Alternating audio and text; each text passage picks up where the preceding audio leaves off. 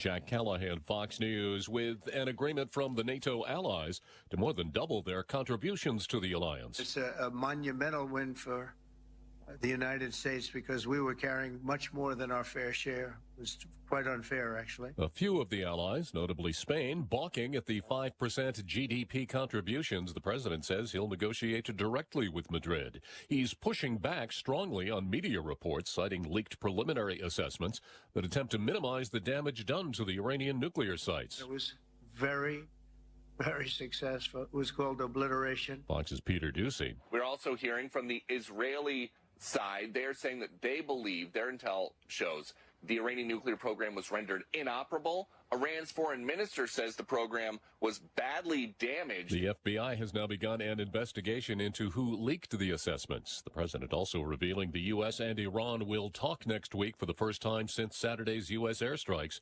although he says he's not sure there's any need for a further agreement with Tehran. Hackers backing Iran have targeted U.S. banks, defense contractors, and oil industry companies in retaliation for the strikes. So far, cyber experts say the hackers haven't caused any serious disruption or economic damage, but they're likely to continue. New Jersey Democrat Congresswoman LaMonica McIver has pled not guilty in federal court to charges of obstructing Homeland Security agents during a scuffle at an ICE detention facility last month, telling supporters outside the Newark federal courthouse. They will not intimidate me. They will not stop me from doing my job. I will continue to do what the people of the 10th Congressional District elected me to do. I'm going to continue to stand up for New Jersey because we're better than this. Wall Street mixed. The Dow is trading down 133 points. NASDAQ up 52. America's listening to Fox News. The doctor's office that accidentally mixed up your files has your social security number. The power company that mistakenly cut your service has your payment info. And the hotel that lost your reservation has your passport number. You need LifeLock because your personal info is in endless places that can expose you to identity thieves. LifeLock monitors hundreds of millions of data points every second. If your identity is stolen, we'll fix it, guaranteed or your money back. Save up to 40% with promo code NEWS at LifeLock.com. Terms apply. No one wants to leave behind stress for their family. That's why a trust or a will is so important. Without one, your assets might go to the wrong people or leave out loved ones. Also, probate is long, expensive, and often avoidable with a revocable trust. Trustandwill.com makes it simple to create a personalized estate plan. A trust or will provides clarity and peace of mind. Get 20% off on your estate plan documents by visiting trustandwill.com/radio. Air Comfort Service, heating, cooling, and insulation, weather. The big old sinking dome of high pressure continues to be locked in over the eastern two-thirds of the nation, and we are right in it. Partly sunny, hot, and humid, maybe a pop late-day thunderstorm. 95 for the high. Tonight, partly cloudy, warm and humid, 76. Thursday, partly to mostly sunny, up to 97. Friday, same story, but we'll add a pop thunderstorm again Friday, and 95. This is 97.1 FM Talk. Chief Meteorologist Dave Murray. You're listening to the Annie Fry Show live from the Air Comfort Service Heating, Cooling, and Insulation Studio. Air Comfort Service is proud to support Greater St. Louis Honor Flight. Sign your veteran up for the Honor Flight today at gsLHonorFlight.org. And for HVAC services, visit aircomfortservice.com. That is exactly what I needed to hear. Thank God someone here knows what they're talking about. That's us. That's right. Gotta love this American ride. All right, you need to take the time and get the full picture.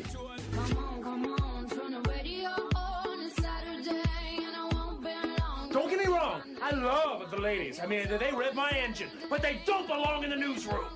It is Anchor Man, not Anchor Lady. What do you want from me?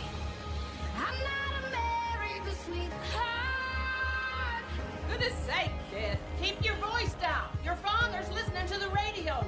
I'm not America's sweetheart. This is the Annie Fry Show. Let me first, before I go to spending, I just want to recognize your decisive action on Iran. Thank you. You are a man of strength, but you're also a man of peace. And the fact that you are now also successful in getting this ceasefire done between Israel and Iran, I really want to commend you for that. Thank you. And I think this is important for the whole world.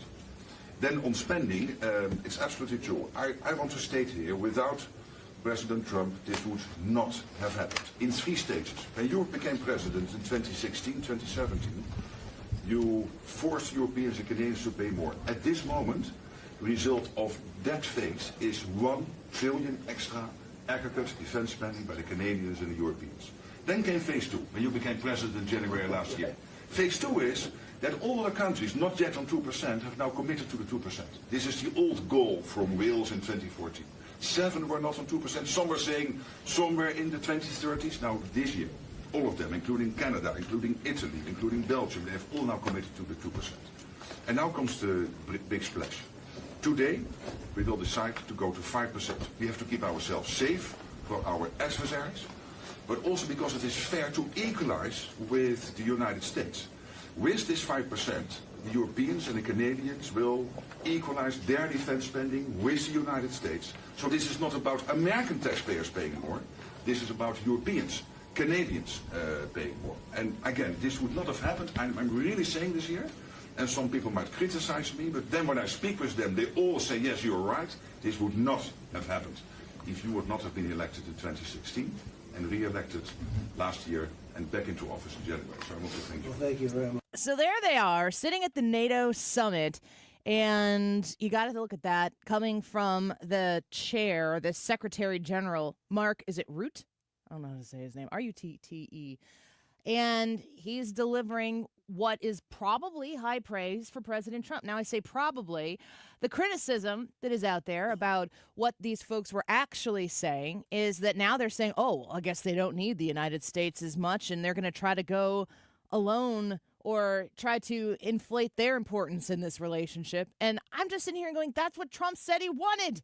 That's what Trump was saying, is we can't be the babysitter for everybody. We are the most powerful. We are a participant in this. We do care about the safety and security of civilization within our global community.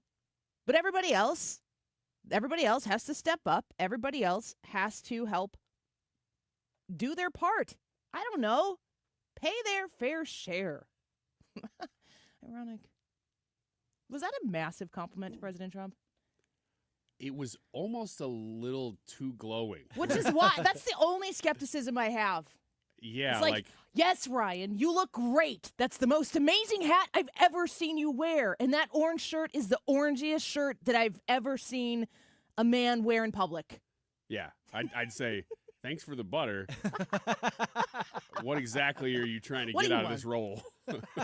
My son, at after the day is done and we're at home, usually 8:30 p.m. is dinner time, generally speaking, in our house here in the summer lately.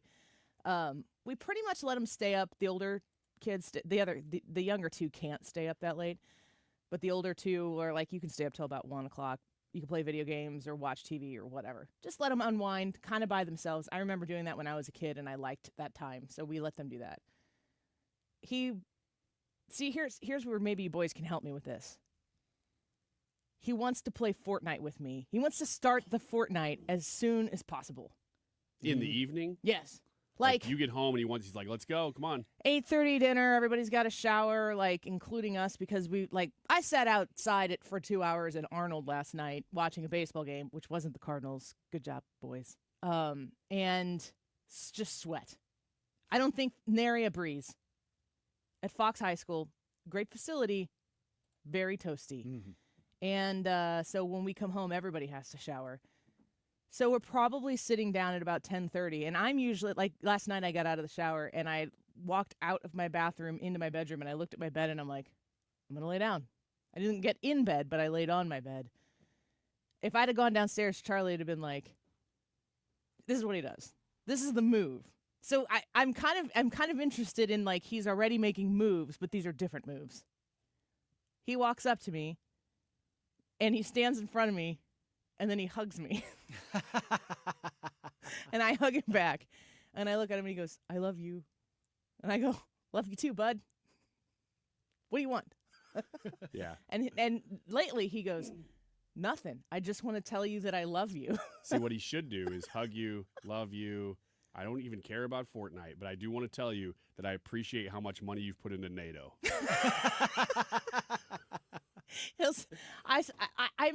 I know that he's angling, but he's making a good move. It works 9 out of 10 times. But I want him to know that I know he's making a move. Mm-hmm. Just kind of respect it. But he always says, Mom, you want to play Fortnite with me? Does he really want to play Fortnite with me? He just wants to play Fortnite. I think he really does want to play with me, but that also means that he gets... is that the move? He wants me to play with him. But then also, if I play with him, then Fortnite starts at 10:30 as opposed to maybe 11:30 or 11:45 when we go to bed.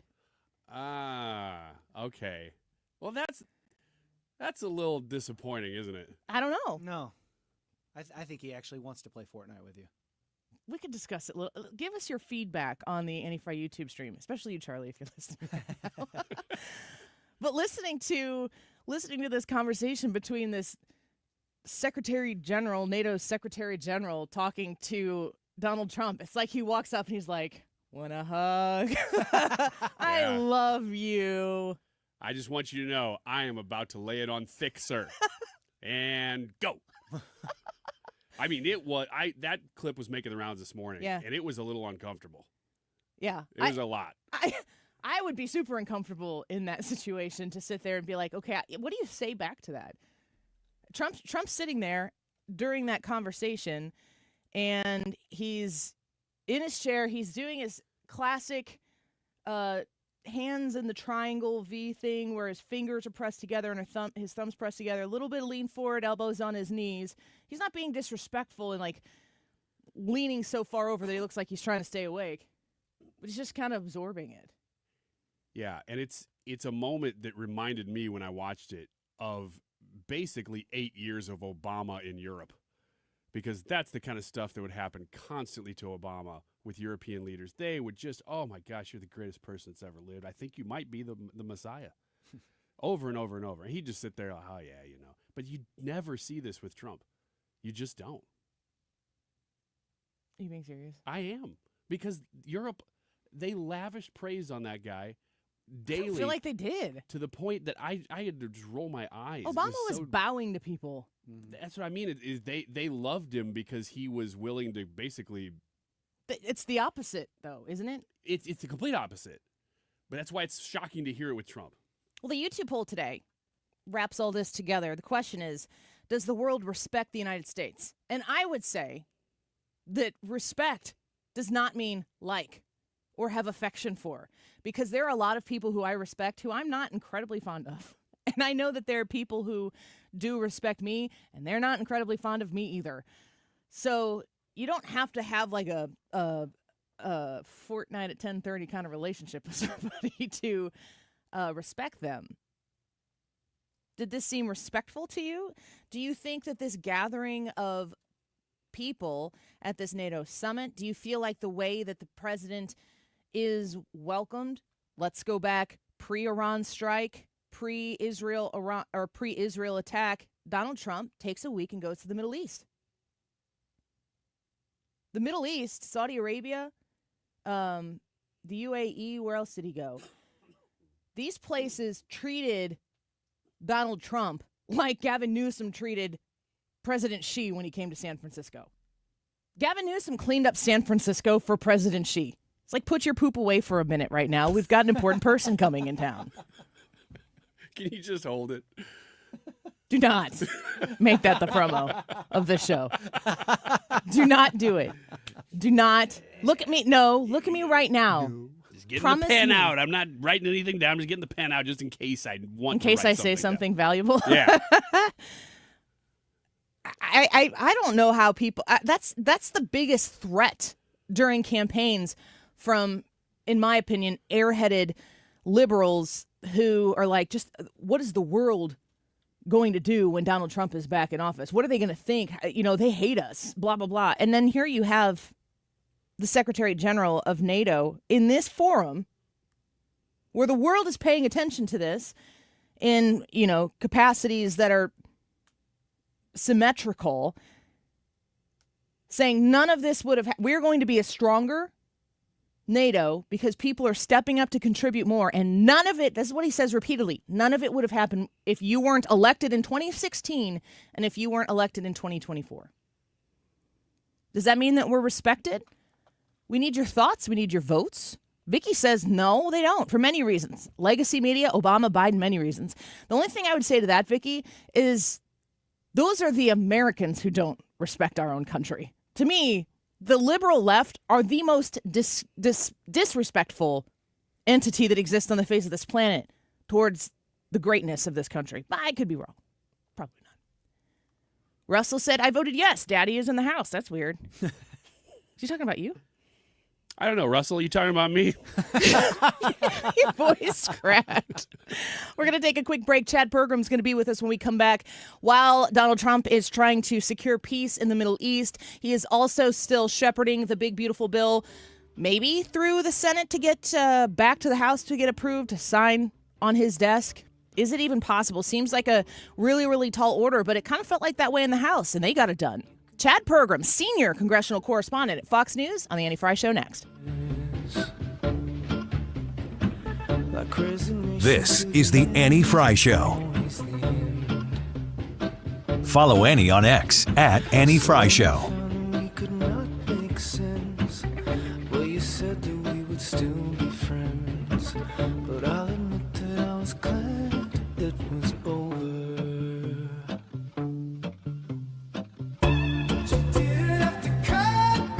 Air Comfort Service. Gosh, y'all need to call Air Comfort Service right now if your air conditioner is not working in good order.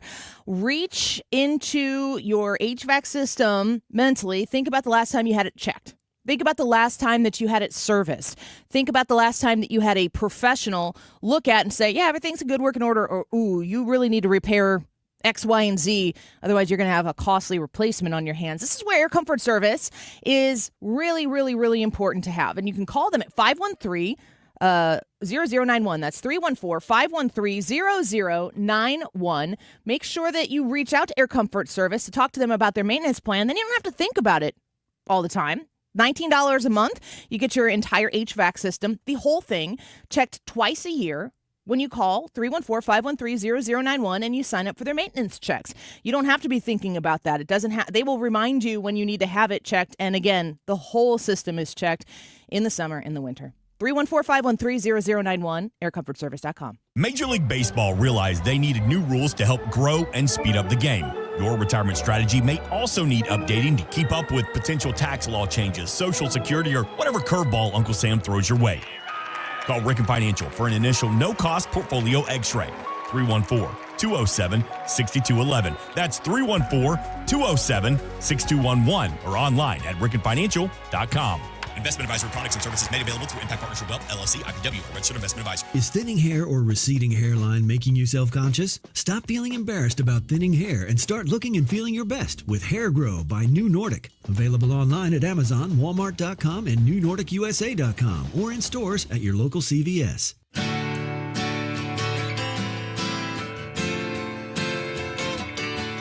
This is The Annie Frey Show. Find the podcast, on-demand audio, and more at 971talk.com/Annie.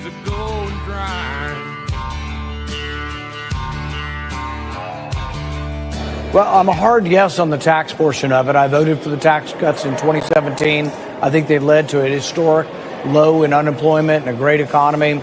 I'm for that. I think we should even add more tax cuts. I don't accept the CBO argument that they won't bring in more revenue. I think initially revenue goes down, but through economic growth, I think they will pay for themselves. So the tax cut portion I'm fine with. The spending cuts are weak, they're anemic, and they need to do more. Nothing in the bill changes the course of the accumulation of debt.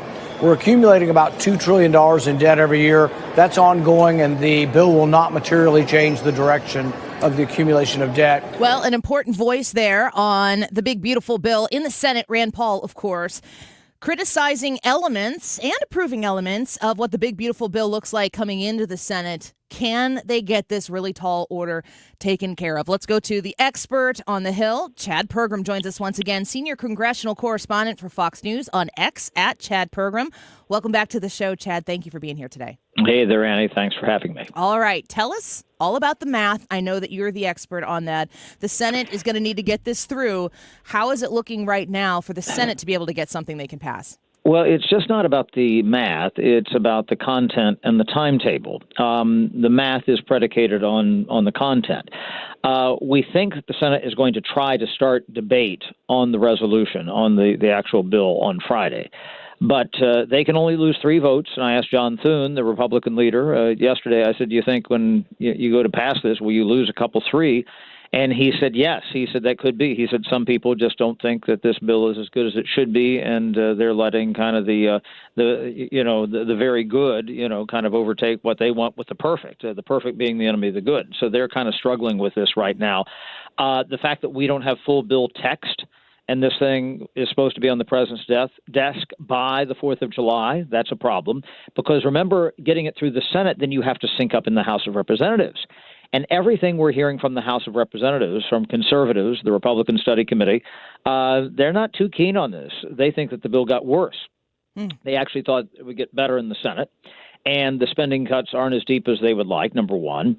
Number two, they just don't think that this is what they sent over. They don't recognize the bill, frankly. And they said maybe they should just take what we sent over. Now, the problem with that is that the Senate has very specific budget rules. You can't put policy in a bill like this. And there are certain things that the Senate wants to do. And just because the House says you take it doesn't mean that the Senate will take it and vice versa. They are independent legislative bodies. And August Pfluger, who's a Republican from Texas, who's the chair of the Republican Study Committee in the House, which is the biggest block of conservatives in the House, he said, that bill we sent over was perfectly fine. Well, the Senate doesn't think that necessarily. And I mean, so why should the Senate accept what the House sent over? Sure. So that's where they kind of stand, and they are starting to run out of track real fast if they're going to move this by July 4th. Yeah, well, it's never easy, and somehow or another felt the same way about it in the House, and they managed to get the job done with more people and a tighter vote. So who are the leading voices right now in the Senate that are kind of representing each of the factions that need to be satisfied? Well, the difference right now is that it's one thing to kind of run the table and get something through the House. What has not happened so far this Congress is getting a major piece of legislation through both the House and Senate. The only thing they really did on that front that was controversial, at least to the Republicans, was the government funding bill, where they just re-upped all funding that had been put through in the previous Congress under President Biden, under the Democrats, and they got there because they got the help from Chuck Schumer, the Democratic leader. So this is a different kettle of fish, frankly. The idea that they, have to do this on their own, and they need to have all their people, lined up. Now, you asked me about who are the people to look at. I would definitely look at Josh Hawley from your state. He's somebody who's in play. At the end of the day, do we think that he would actually vote no? Probably not, but we have to see what's done on rural hospitals. I would really look at Rand Paul and Ron Johnson. I think they both might be hard-nosed. Maybe not Johnson, but Rand Paul for sure, because there's a debt ceiling increase in this. Tom Tillis, Republican from North Carolina, has looked askance at this, and also Mike Lee, Republican of Utah, John Kennedy from Louisiana. And then I would start to look at the moderate Republicans, Lisa Murkowski of Alaska and Susan Collins of Maine. So there are a lot of different directions that those names can take this bill. President Trump has a lot on his plate right now. He seems to be at least in pursuit of quite a few big victories from an administrative standpoint, but he has been a leader on making sure that these Trump tax cuts do become permanent. He said it's not a perfect bill when it came out of the House, but it's the best we can do. What's his relationship right now with everything going on in working with the Senate? Well, Scott Bessent, the Treasury Secretary, was up here yesterday meeting with Senate Republicans. And I asked him, I said, do you think at the end you will be called upon to maybe negotiate and cut a deal with some of these Republican senators? And he said, no, I don't think so. So it's unclear how they resolve this so quickly when there seem to be these chasms and we don't have legislative text. The success of moving those things through the House is that Mike Johnson has actually done, from a legislative standpoint, almost a Pelosi-esque job of passing bills with very narrow margins. But he's gotten the help of the president. And so, again, at the end of the day, I think that's what they're kind of banking on, just the idea that they'll get something through and whatever that bill looks like, and the president will have to make some calls or lean on people and say, look, I need this, I need that, and you're going to pass the bill. If they don't, then that really reveals kind of an undercutting of the president's power and authority with Congress that he's had heretofore. Again, it's a little more complicated to get something of this nature through both the House and Senate, and that's why I point out that they've really not done this exercise before. And third of all, this is just a massive, complicated bill. I remember not that long ago that Republicans campaigned on the idea that they wanted single-issue bills. Yeah. This is far, for all the conservatives who extol that idea and then, push this. This is anything but that. It has no taxes on tips. It has things on AI. They're trying to get other provisions into the bill. I mean, there's a lot in this piece of legislation. Yeah, that certainly is the case. I've always enjoyed the thought of single bills because I think I'd be able to understand them more. Maybe not. Chad Pergram with us right now. One thing I would like to ask you to explain very simply for us, because this is the criticism I hear the most about this bill from a lot of fiscal hawks. They want to see a lot more of those cuts in spending, the DOGE efforts be put into this bill that aren't. Is it possible to put into this bill? No, they're not going to put that in. I mean, no. And there's two tracks to that, and this is why this is controversial too. And this is why there's a lot of good talk in Washington right now, even though people say it's a new day and everything else. We haven't quite seen that yet. Let's see. The House barely, by one vote, mind you, passed a bill to rescind, this is canceling spending that was already appropriated and targeted by DOGE for public broadcasting and also for USAID. Passed only $9.4 billion, which is nothing in federal spending, $9.4 billion. That's the lowest hanging fruit you could have. So they passed that. It's now going to be before the Senate, presumably once they get this bill done, okay? And they only have until July 15th to move that, so that's going to be a crash course as well. And if they don't, that idea goes away. To see if they're able to get that through the Senate, we don't know. Now, that's the first bit of this. Can they do that? Maybe, but then it's going to go on to the next, rescission. This is where the administration sends up a request and says, we ask you, Congress, and they've not done this in 30 years, to cancel some of the spending you already appropriated. This is the money they just spent in March, which some people might say, why in May and June are you canceling money that you obligated in March, right? All right, well, that's what they did.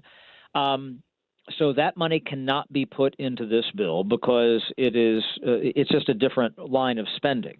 It was recommended for spending cuts by DOGE, but none of those DOGE cuts are official until Congress acts. And that's why it was such a big deal for them to actually pass that bill, although barely. You don't get style points here, though, but they sure passed it. On that low-hanging fruit of $9.4 billion for public broadcasting and also for USAID. Can they go further than that, a bigger batch of money than that? Possibly. But they have to pass it. Yeah. Congress has to pass it. And so far, that has just passed one body, the House. So, okay, we're speaking with Chad Pergram right now. We know that next year is the midterm election year, and everybody's suspecting that how they manage to get this done or not get this done will have huge implications on what happens in the midterm. In your experience of covering Congress, if you have a 20-seat majority, do you find that it's easier for the majority to get things done? Because I watched with the bigger majority that existed before, and they ousted the speaker because they were able to build larger coalitions of people to become more influential. It seems like it's maybe 6 to half dozen the other. What's your thought on that? Yeah, sometimes because you have people who can, jump off the wagon and they say, I just can't vote for this for whatever reason. So you certainly have that ability. The problem here is that they said, we're going to be more unified because we realize we have to all play as a team. Well, it's obvious that maybe they're not when I've decided for you the comments of August Pfluger and Ralph Norman. We haven't even talked about Thomas Massey from Kentucky. They feel very differently about some of these things. And we even talked about the moderates, somebody like Don Bacon from Nebraska or something. So it does make it harder. I mean, anytime, if you're a baseball fan, would you rather have a 4-run lead in the ninth or a 1-run lead in the ninth? Well, guess what? I'd rather have the 4-run. I think that's the underlying principle here. Yeah, I would agree with that as well. Chad Pergram speaking with us at this point. Socially speaking, I from the middle of the country right now, I just assume these people are on the Capitol and they're having policy conversations all the time and everything's about business. But there's probably some social pressure that goes along, especially with such a slim majority. What is it like within a party? What are your observations of the kind of pressure social peer pressure that gets put on the outliers to come in, work with the majority, get the job done. Yeah, you honed in on something very important there. Yes, that does happen. And some of these folks are afraid to be outliers. And there are others who are not. I mentioned Rand Paul from Kentucky. I mentioned Thomas Massey from Kentucky. Maybe something's going on in Kentucky. But Massey frankly just does not care. I mean, he'll make his arguments and say, you're not going to pressure me. And look at what President Trump and Caroline Leavitt and others have said about him in the past few days, about the big, beautiful bill, about the rescissions bill, a few weeks ago, about, the airstrikes in Iran. I mean, Caroline Leavitt said, well, we don't need him. He should be in the Democratic Party. Oh, really? When you have that majority, that's really not a good way to, make friends and influence people, frankly. You need every vote you can get. And this is where a provision in this big, beautiful bill, something called SALT, which refers to a deduction for state and local taxes, which they completely took away in 2017, is very important for members, Republicans, from New York State.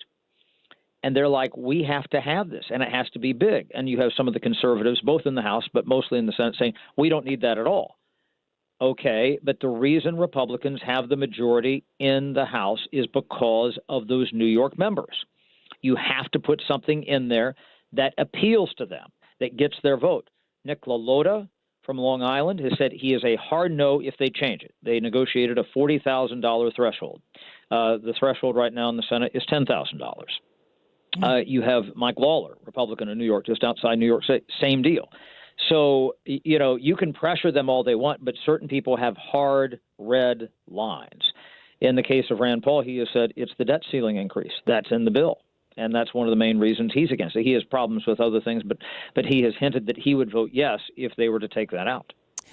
So last question before we let you go, because that's really interesting to me. The names that you're listing there out of New York, those blue state Republicans. I live in the state of Illinois. That SALT measure would benefit me, but I also don't feel like it's the conservative thing to do. Thomas Massey is a name that gets talked about all the time, certainly Rand Paul as well. They seem to be immovable.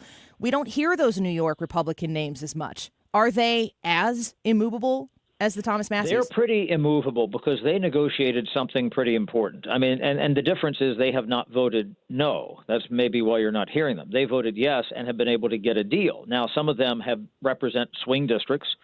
There has been some criticism. Hakeem Jeffries, the Democratic leader, kind of trolls Mike Lawler on a regular basis because he knows that that's a swing district, and he thinks that maybe they can pick that up next time around. We'll see. So that's probably good politics for the Democrats to light those guys up. Mike Lawler won in 2022 when he was not supposed to win. He won in 2024 despite a very competitive race. Those seats are in play. But so far, those guys have been willing and have demonstrated that they've, voted the right way, apparently, because the Democrats haven't been able to flip those seats. Jeffries thought that Lawler would be gone probably in 2026. And some of that is often the case because you have in a president's first midterm, and granted President Trump was in office before, but, look what happened in 2018. You lose a lot of those seats. That's the historic trend. But, let's look right now. I mean, do some of those echoes of what happened in the New York mayoral primary last night with Mamdani, yes. Who some people regard as basically a socialist. And that, actually, there was a statement from, Laura Gillen, who's a freshman Democrat from just outside the city. She, flipped a district from red to blue last time, said that, this is not who we need, to lead the party, and certainly not somebody to be the mayor of New York City. Does that echo up in Westchester County, New York, which is where Mike Lawler is? And he's able to say, look, I'm a moderate Republican that's more appealing to these socialists who are down in New York City. You see where I'm going with this? Let's see if that has traction. I don't know. We're talking in June. That may or may not be an issue, in about, November of 2026. But those are some of the things we're monitoring. It's a little early to be able to understand where we are with the electorate in the 2026 midterms. Does foreign policy resonate? Did they get this bill done? And, this is what we've seen happen with Republicans before, when they tore into Obamacare. And look at how many seats the Democrats lost in 2010. And historic midterm, 63 seats, mainly because they passed some of those types of things. So, that will resonate as we get closer to the fall. Maybe that's something the Democrats can attack. Maybe the bill doesn't get done, and therefore, they can't weaponize it the same way. Well, you have your plate full, and we appreciate you sharing some of that with us here today. There's so much to watch. It really is very dramatic, and being able to be there on the scene, we're grateful to tap into some of your expertise. Chad Pergram, thank you very much for the time today. Thank you for having me. Of course. Bye-bye. Senior congressional correspondent for Fox News. Please follow him at X at Chad Pergram, because as these developments happen, the next couple weeks, actually just really the next week, is going to be incredibly important in this country's future. Those Trump tax cuts on the line. Is the Senate going to be able to get something done that the House will approve? We'll have to wait and see, and Chad Pergram will be at the forefront of covering it. Quick break. When we come back, let's discuss real quickly the YouTube poll. Does the world respect the United States? Your vote, youtube.com/@AnnieFry. We'll be right back. Can survive. This is the Annie Fry Show.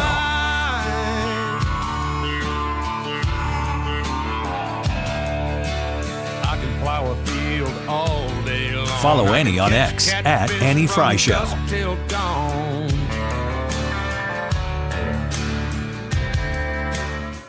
Stewart's American Mortgage, the Bagel Loan, 314-324-4440. That's 314-324-4440. The Bagel Loan is a mortgage that you get, and you pay $0 in closing costs.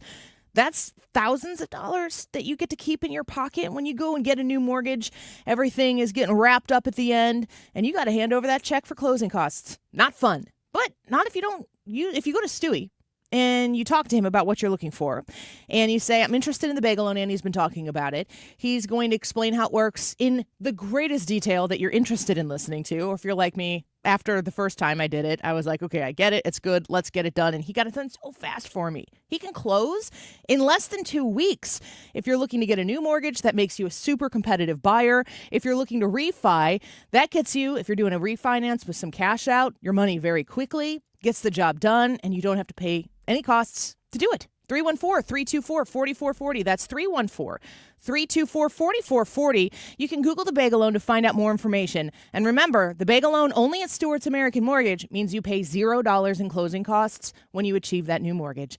Google the Bagel Loan, NMLS number 226715. Don't get lulled into believing the IRS is getting soft. It's just the opposite. Hi, this is Lance Story with the Lance Story Law Firm. We are being told by IRS collection officers that their higher-ups are demanding that they get more aggressive than ever. So don't ignore them any longer. Level up. If you have unfiled returns, unpaid taxes, levies, or liens, call the Lance Story Law Firm today and let us get between you and the IRS. We'll protect your rights, including your right to appeal or even your right to take the IRS to tax court. Remember, IRS problems are legal problems, and they need to be handled by an expert attorney team who's done it for decades. So call the Lance Story Law Firm today. We're local. Our office is right here in St. Louis, or visit Lance, DRURY, law.com to schedule your free consultation with your local tax resolution law firm, the Lance Story Law Firm, 314-260-6120. The choice of a lawyer is an important decision and should not be based solely upon advertisements.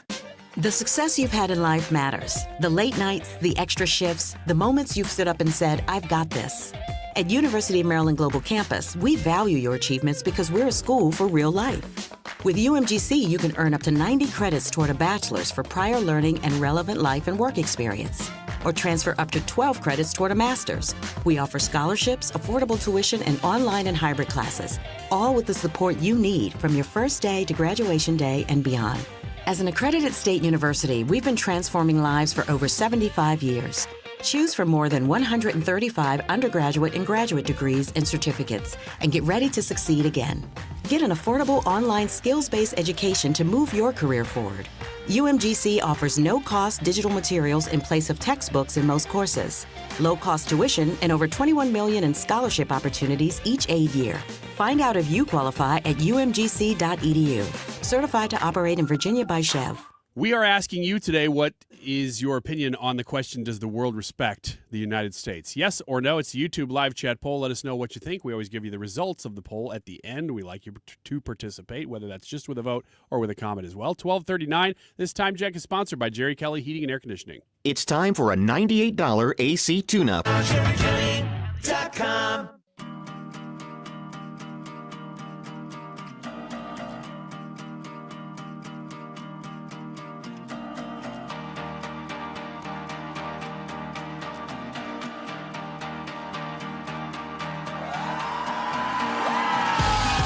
You're listening to The Annie Fry Show. Interact with Annie on Facebook. The Annie Fry Show. Take me to your best friend's house, going round this roundabout, oh yeah. Oh, take me to your best friend's house. I loved you then and I love you now, oh yeah. Don't take me to Mr. President, I think President Trump has shown a willingness to meet and talk to anybody in the world who's interested in peace. I don't know of any president that's been as willing as he has to meet with anyone and talk about peace. We'd love to have peaceful relations with any country in the world. And so obviously that'll depend on Iran's willingness not just to engage in peace, but to negotiate directly with the United States, not through some third country or fourth country process. But I know of no president, probably in our modern history, that's sought peace more than President Trump has. There's Marco Rubio, Secretary of State, talking about President Trump's leadership here, of course, at NATO once again. And the YouTube poll for today is, does the world respect the United States, yes or no? I mean, I think Marco Rubio respects the United States. I think he loves it. But I think he has had, if you go back and when you're super, super bored, go back and listen to some of the things that Marco Rubio said when he was running for president in, I think, probably 2015 and 2016. When he talked about a new American future, a new American dream, he was very, very much so America first before Donald Trump was able to market America first. And he syncs up so incredibly well with Donald Trump and his America First mentality. He syncs up so well with the idea of we have to be willing to do what's best for us in the light of everybody else on the left. What is their argument? Their argument is that America sucks. And so America should be made to be last. Like it's the American ideal that you should put yourself last because of everything you've done. I had a thought this morning, and I'm going to run it by you. Do you think it's possible? Is this possible? about what we're talking about? Yeah, it is. Well, sort of. Grooming? Yeah. No, it's not about shave it a little tighter not there. About personal grooming. It's a great orange shirt. Go on. Thank you. Do you think it's possible that Marco Rubio could be the next president of the United States? Heck yeah. I really could see that. He's my favorite. I know you like him. I just didn't know, Oh. like, if you thought that was on the horizon for him, even as a possibility. Yes. He ran in 2016. I feel like maybe even Donald Trump said this, that he ran when he was too young. That he needed a little bit more. But when he ran, I think he was a freshman senator, maybe. When he had run, he had come out of the state legislature in Florida, and I believe that's when he became to be a United States senator from Florida. And everything he said resonated with me. Everything and the way he said it, like I looked at him and for the first time watched a politician that I actually believed was sincere. I'm not criticizing everybody who came before them. Like Barack Obama, people used to laud him for being such a great communicator and speaker and everything. What Barack Obama was able to do was connect with people, because people will now go back and look at him. He's like, he wasn't a great speech giver. His ohs and his, he'd kind of stutter through some things from sometimes. Communication is not about being so incredibly polished that you make no mistakes. Communication is about connecting to people. Communication is about being able to reach through a screen and have somebody out there go, he's talking to me. And Marco Rubio, immediately for me, connected. I understood what he was talking about. He comes from Cuban immigrants or refugees, maybe. They know what communism, socialism does to people, and they despise it with a hatred that makes me feel like they would respect the opportunity and the greatness of a country like America, the greatness of which is of the people, not of the overlording, overregulatory, overpowered government. There was something genuine about it. I mean, we're all people of faith in here, but if you're somebody who has a faith walk and you meet somebody who is fresh to it, if you see somebody who comes into it from not really a cradle to grave thing, that's been my lifestyle and my life, and I'm very grateful for that. When you see people who come into something and experience it for the first time with a true, honest comparison of what the other side looks like, they have an appreciation for it that those who have never known anything different can't really have. That doesn't diminish either side, but it highlights somebody who understands what the alternative is. And Marco Rubio always communicated to me that he had a true, genuine understanding of what American greatness could be and what American families could glean from living in a place of opportunity like this. I absolutely believe he could be the president next. I don't know what J.D. Vance does next. I can't imagine J.D. Vance doesn't want to be the president. But at this point in time, if it were between J.D. Vance and Marco Rubio, I'm 100% Marco Rubio. No negative anything to J.D. Vance. I think he's great. But I've been on the Rubio train for a long time. Yeah. I'm more probably a AOC. I'd probably vote that Democrat tracks. side. I'm looking for a deep communist. You said deep, and I'm like, there's literally nothing deep about her. And I'm like, oh, except for that. Does the world respect the United States? Yes or no? Annie Fry YouTube channel. We're giving you examples of maybe where they are showing that they're being respected. Of course, Marco Rubio, it's kind of an internal thing, don't you think? Let us know what you think. We'll be right back. You're listening to Leaf Filter Radio, and the guru of gutter protection himself, Chris Coonahan, is here to take your most pressing leaf-related questions. Hey, everybody. Chris here. I understand we have Ron on the line. Ron, where are you calling from? Uh-oh. Ron, are you calling from a ladder? Well, I was. I wanted to ask Chris what I need to do to get my gutters ready to have Leaf Filter installed. Oh, Ron, you don't have to do anything. A Leaf Filter Trusted Pro will come out and clean out your gutters, realign and seal your gutters, and install Leaf Filter, America's #1 gutter protection system. So I didn't need to get on this ladder? Ron, Leaf Filter Trusted Pros are in your neighborhood and ready to help. Just visit leaffilter.com/radio to schedule your free gutter inspection and get up to 30% off. Thank goodness.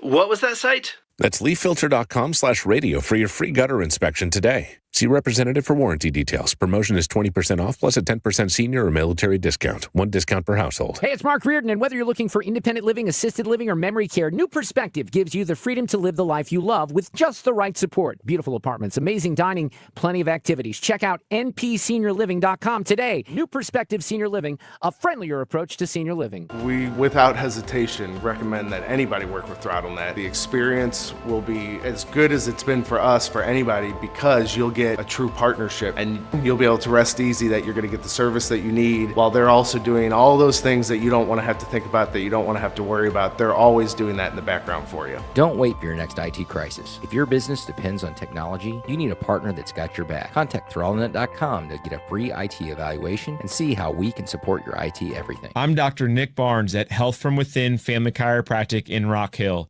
At Health From Within, our mission is to transform the way you manage your health by bringing you the truth about health and healing. We use proven techniques to remove interference in the nervous system and maximize health naturally, without drugs or surgery. Connect with me at healthfromwithinstl.com and join me for Maximize Living on this station every Sunday at 8 a.m. or download the Maximize Living podcast, healthfromwithinstl.com. This is the Annie Fry Show.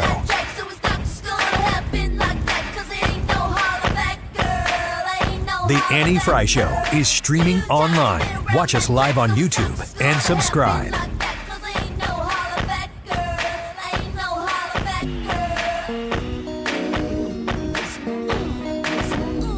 Wiggins! Oh! Wiggins!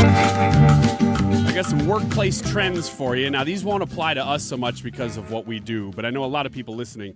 You work. What do you mean because of what we do? Well, we have to be in the office to do what we do well. We struggled through it through COVID, but it's better when we're together. So we have to be struggled doing it well in COVID. Yeah, we did terrible. Oh, we killed it. But if you're listening to us, we know a lot of you do hybrid work, and a lot of these are hybrid work trends that I just wanted to bring and see if they're applicable. Yeah, who cares? We're just Words. This is what we do for a living. Apparently, there's some other things that you don't do well either. So we don't do well. Oh, yeah. Go on. Return to office mandates that employees are finding coffee badging is the way to get around always having to be at work if you have a hybrid work schedule. Yes, let's talk about the need to name everything. What is coffee badging? Coffee badging, I'm glad you asked. That is coming in after your morning coffee, just long enough to say that you were there, and then leaving again before the afternoon commute. Isn't everything boil down to, are you getting the job done as well as you can? Yes, it does. And that is actually what this is all about, is that many office managers say that this term, coffee badging, is fine. Because the hybrid work schedule is that they're fine if you do your work at home, get as much done. If you work better at home, great. But we do still want you to come in and have some sort of personal connection to us, to your coworkers.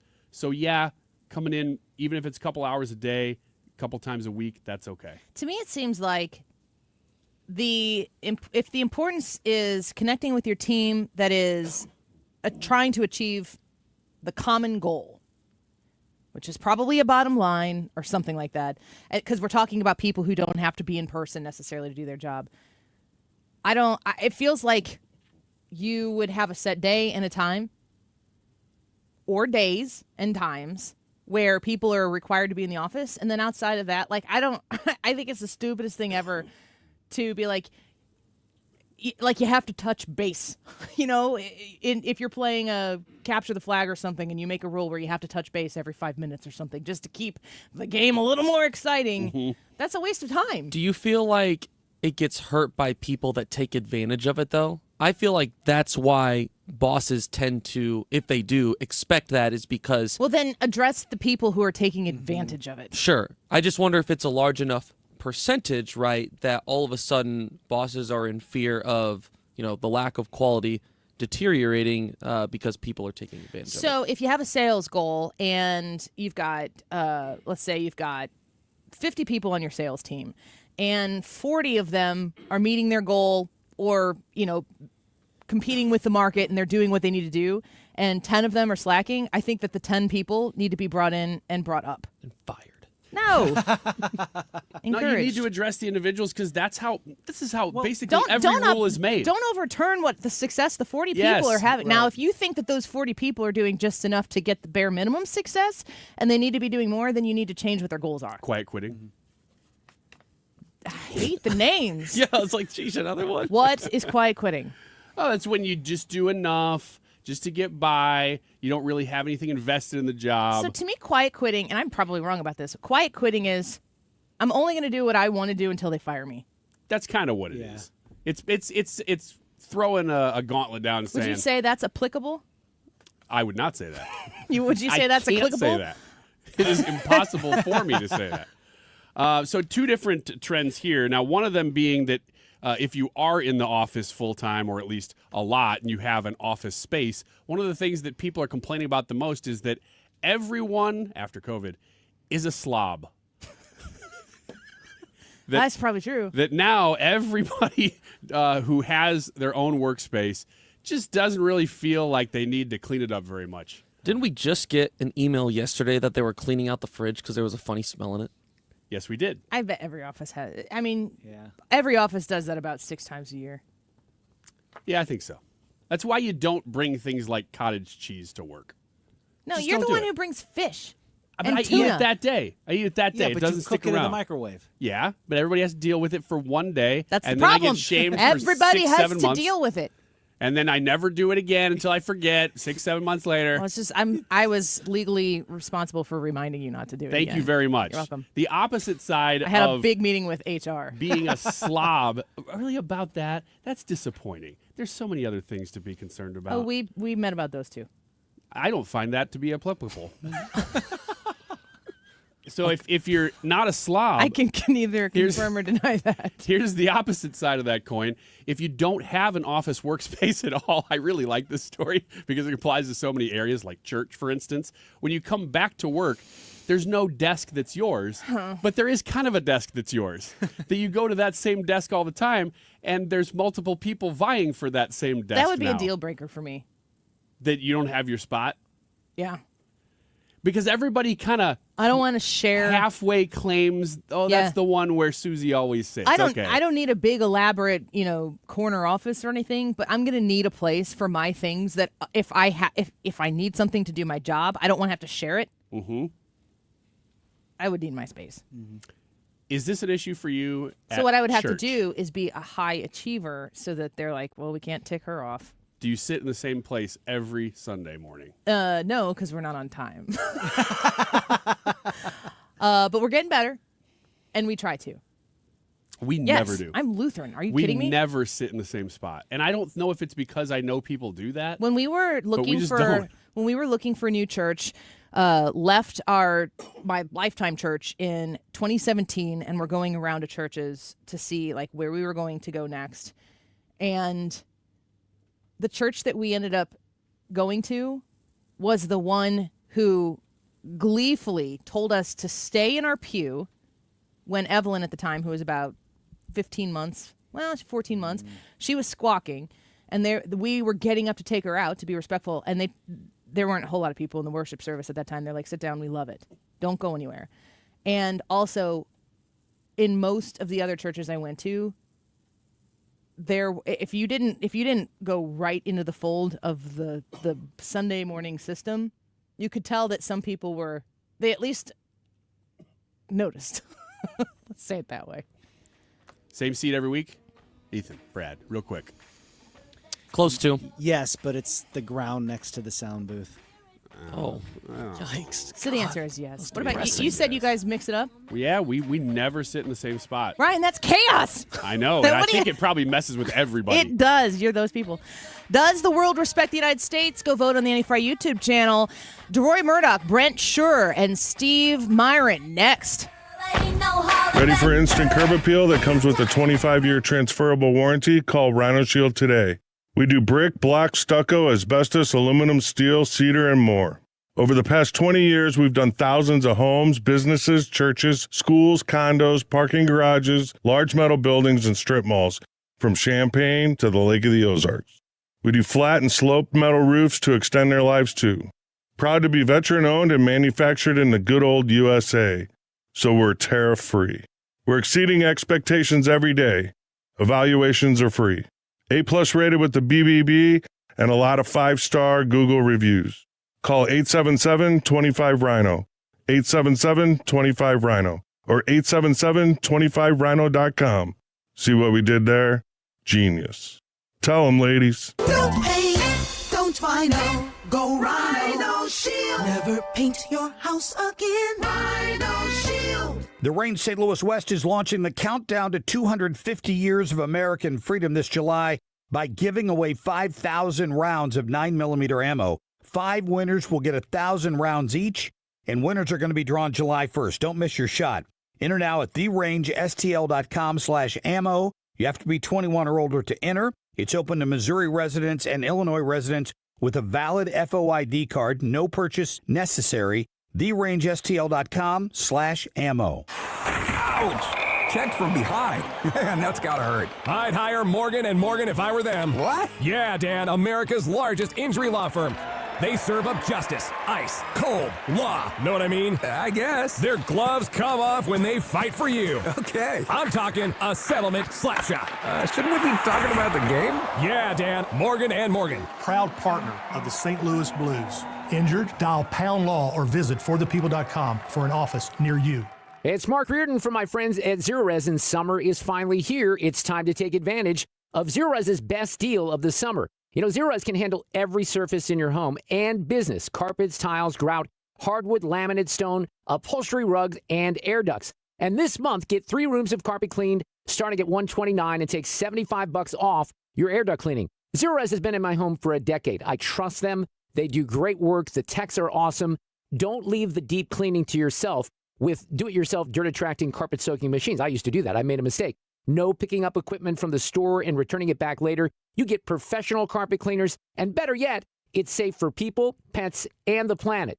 Big summer savings. 3 rooms of carpet clean starting at $129, and again, $75 off your air duct cleaning. Don't forget to do that. It's important. Visit ZeroResSTL.com or call 314-474-2020 and ask for the Mark Reardon or 97.1 FM Talk Special. You spell it backward or forward, it spells the same. Zero Res. KFTK FM Florissant from the Kaufman Townsley St. Louis's Injury Lawyers Studio. Call 314-500-5000. That's 314-500-5000. All on the free Odyssey app.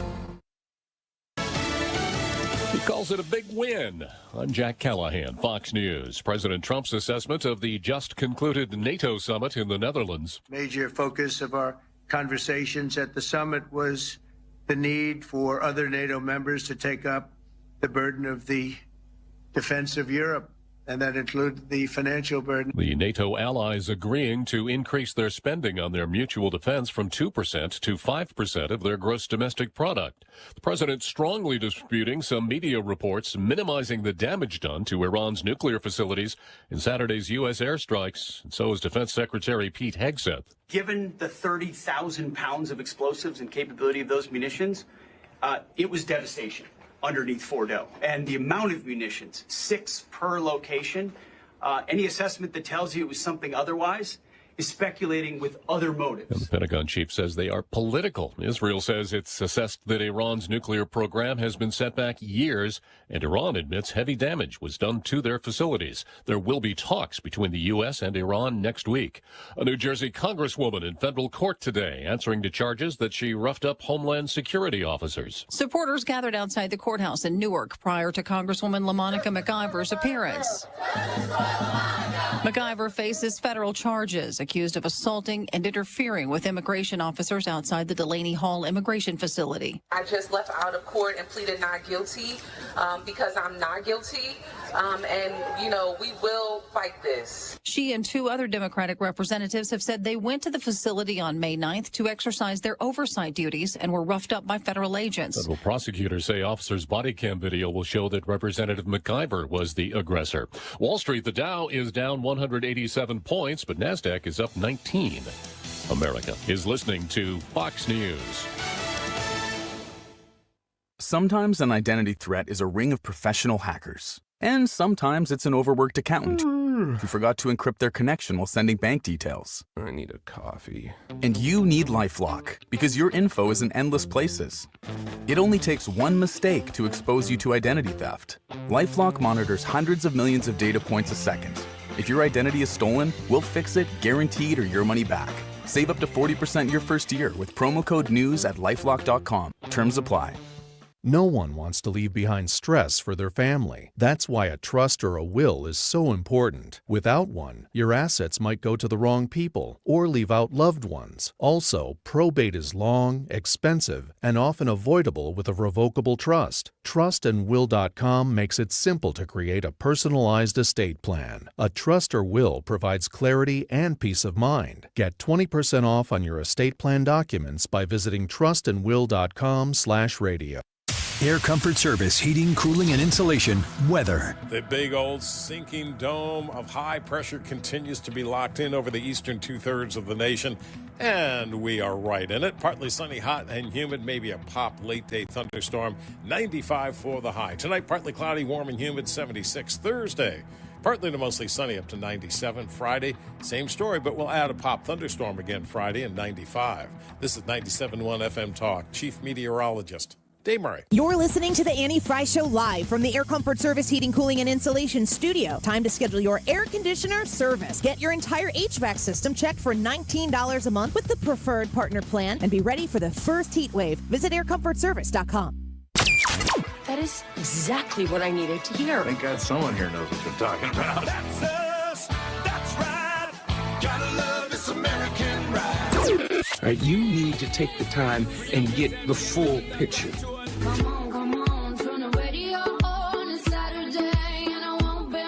Don't get me wrong, I love the ladies. I mean, they rev my engine, but they don't belong in the newsroom. It is Anchor Man, not Anchor Lady.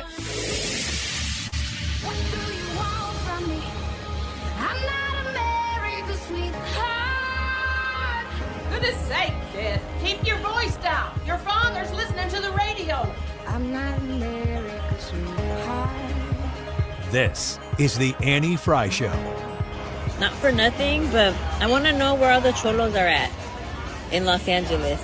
18th Street, Florencia. Where's the leadership at? Because you guys are all about territory, and this is 18th Street, and this is Florencia. You guys tag everything up, claiming hood.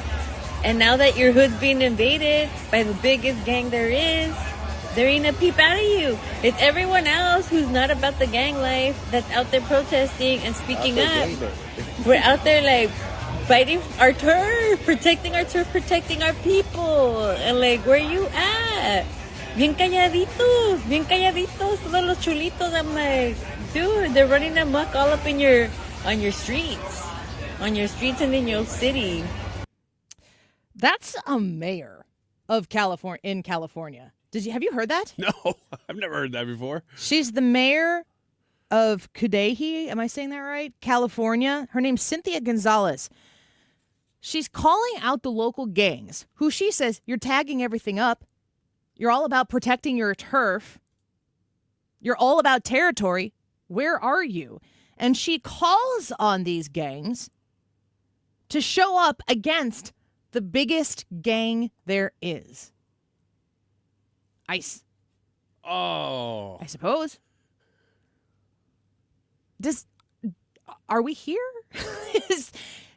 What kind of repercussion is there for an elected official to call on? I mean, she essentially goes through that diatribe and lists all of the illegal things that they do and says, we need that right now. Where are you at? She's the mayor. That's unbelievable. I can't believe I haven't heard that before. Yeah. Well, I go to Brad, why don't we have the video? And he goes, because she dropped an F-bomb. And I'm like, well, that's a good reason. So there was even a little bit more colorful than what we hear here. The question will be, what is it that you do with a mayor who speaks this boldly? I mean, they have no fear. They have no concern about saying this type of inflammatory, incredibly dangerous rhetoric, calling on the gangs of your area to show up and defend their territory against the biggest gang there is. Well, let's talk to Deroy Murdock about it. Of course, a nationally syndicated columnist and a Project 21 ambassador and a Fox News contributor. Deroy, I'm looking through your article that people can read in the Daily Signal called Democrats Can't Make Up Their Minds When It Comes to Trump and the National Guard. This mayor in California calling on the local gangs to show up against the biggest gang there is. I mean, I feel like we've reached a new level of crazy heights. Well, we've reached this week's depths, and the only thing terrible about that is that next week will be another 10 feet lower. You think you're in the basement. Turns out, no, you're just in the middle of the building. But, yeah, this mayor of Cudahy, I think, is the one who's saying that I guess her argument is that the MS-13 guys are just really not manly enough. She wants them to man up and go face ICE. That, to me, is inciting a riot, and she ought to be arrested and prosecuted for that kind of thing. That goes well beyond saying be nice to illegal aliens or we need a more gentle immigration program or anything of the sort. I mean, when you're telling a bunch of gang members to go out and confront ICE and I assume do violence at them in the streets, you're really crossing a bunch of lines there. That's inciting a riot, and she ought to be prosecuted for that. Yeah, I hope she is, and I hope that they make a big example out of her. Exactly. For the whole country to understand what we aren't tolerating anymore. This type of uncivilized behavior, especially from an elected official, is just absolutely ridiculous. California, top to bottom, seems like with Governor Gavin Newsom, with Mayor Bass, now this mayor as well. They keep trying to win these political wars, but they're absolutely losing battle after battle after battle with the Trump administration and the legal system on this ICE issue. What do you make of it? Yeah, well, look, I think the basic thought here is these people, they didn't have to say anything when Obama was busy deporting. I think it was something like 1.5 million people. They called him the deporter in chief. I don't remember anybody blocking ICE vehicles, throwing rocks at ICE vehicles. I think here in New Jersey, there's something called the Delaney Detention Center. We saw some members of Congress show up a couple of weeks ago. They actually created such a ruckus the other day that apparently a couple guys escaped. They just created such confusion. Two of the guys escaped or on the run. This happened in Denver just a couple of days ago. A bunch of anti-ICE activists showed up, and a guy by the name of Jose Reyes Leon Deras, I guess I say his name, he's from El Salvador, convicted of child rape in Italy. So this is a child rapist. And they created a disruption, and in the middle of all the disruption, the ICE people were not able to get there. This guy walked, and now he's loose. So these people are making it easy for child rapists, okay, I'll say it again, child rapists to run free. That's how far the left has gone. That's the modern Democrat Party. Yeah, and if you're trying to win elections on what your voice was during these issues, the American public as a whole didn't come into this issue on their side, and it doesn't. Every time President Trump doubles down, Tom Homan doubles down, Kristi Noem doubles down, the public sentiment isn't going, oh, well, that's too much. That's a line that you cross. It seems as though the public on the whole is still very supportive of the president's measures. I think they are, and they should be, because remember, what President Trump is trying to correct is a 4-year wide-open border, I'd even say no-border situation, where Joe Biden and the Democrats let 10 million illegal aliens come into the country. Those ones we're aware of. We've got the known gotaways where we see them coming in, but we're not close enough to confront them. We can count the number there, and that's somewhere, I believe, in about the 900,000 to a million level. Then they have the unknown gotaways who got in, but we don't even know they got there. Who knows what that number is? It's by definition impossible to define. We're talking somewhere around 10, 11, 12 million people who broke into this country, and the American people voted overwhelmingly to boot them. And this isn't just poor little illegal alien grandma taking care of her grandkids, reading them bedtime stories. These are these are robbers, these are rapists, these are child rapists, and these are murderers, and sometimes serial murderers who are running loose. And you've got the left basically lining up saying, "Be nice to them, give them a second chance, give them another hearing." There was a judge yesterday, I believe it was overturned, and the Supreme Court said, I guess, that the Trump administration, in fact, could send these people to places like the South Sudan. One of them who they booted out is a guy from Laos, I believe, and he was convicted of raping somebody under the age of 12 who had, I'm quoting, lacked the mental and physical capacity to resist. So this isn't even somebody who's saying, get off of me, leave me alone. This is somebody sitting there unable to move, unable to say anything, maybe not even clearly, mentally clear as to what's happening as somebody under the age of 12 is being raped. I don't want somebody like that in this country. I don't think you or any of our listeners want that. And yet you've got lawyers and judges and Democrat office holders saying, well, give him a chance, don't hurry, don't kick him out of here, give him another hearing, give him another lawyer, give him another, legal grant. Here in New York State, Kathy Hochul, our horrible governor, just announced, I think it was 20 million, I believe is the number, for free legal assistance for illegal aliens, including violent illegal alien criminals. So that's where the Democratic Party is. This is the party. Their new political base is MS-13, Tren and violent illegal alien criminals, including child rapists. That's your new Democrat Party right there. Man, Deroy, the thing of President Trump's approach to this particular issue, the illegal immigration flooding of this country, he ran with a position, and the American people chose it. So he told us what he wanted to do, and the American people said, we approve, we choose you. And I've seen on issue after issue after issue, even if there's a little bit of, within his own party, discussion, disagreement, debate, whatever it might be, including the attacks on the Iran nuclear sites this weekend, I feel as though Donald Trump is very principled. I know the TDSers out there file off their chair when I say that, but I feel like he's principled. He told us what he wanted to do when he ran, the second and the third time as well, and he has really stuck to it. I think that's right. You may like or dislike what Trump is doing, but I think very little that he's talked about is a surprise. He ran very clearly in every speech and every rally. You can go back and look at his speeches, and if not topic one, maybe topic two. Illegal aliens, illegal immigration, the destruction of the border. Again, these 10, 11, 12 million people who Joe Biden let in, again, many of them violent criminals.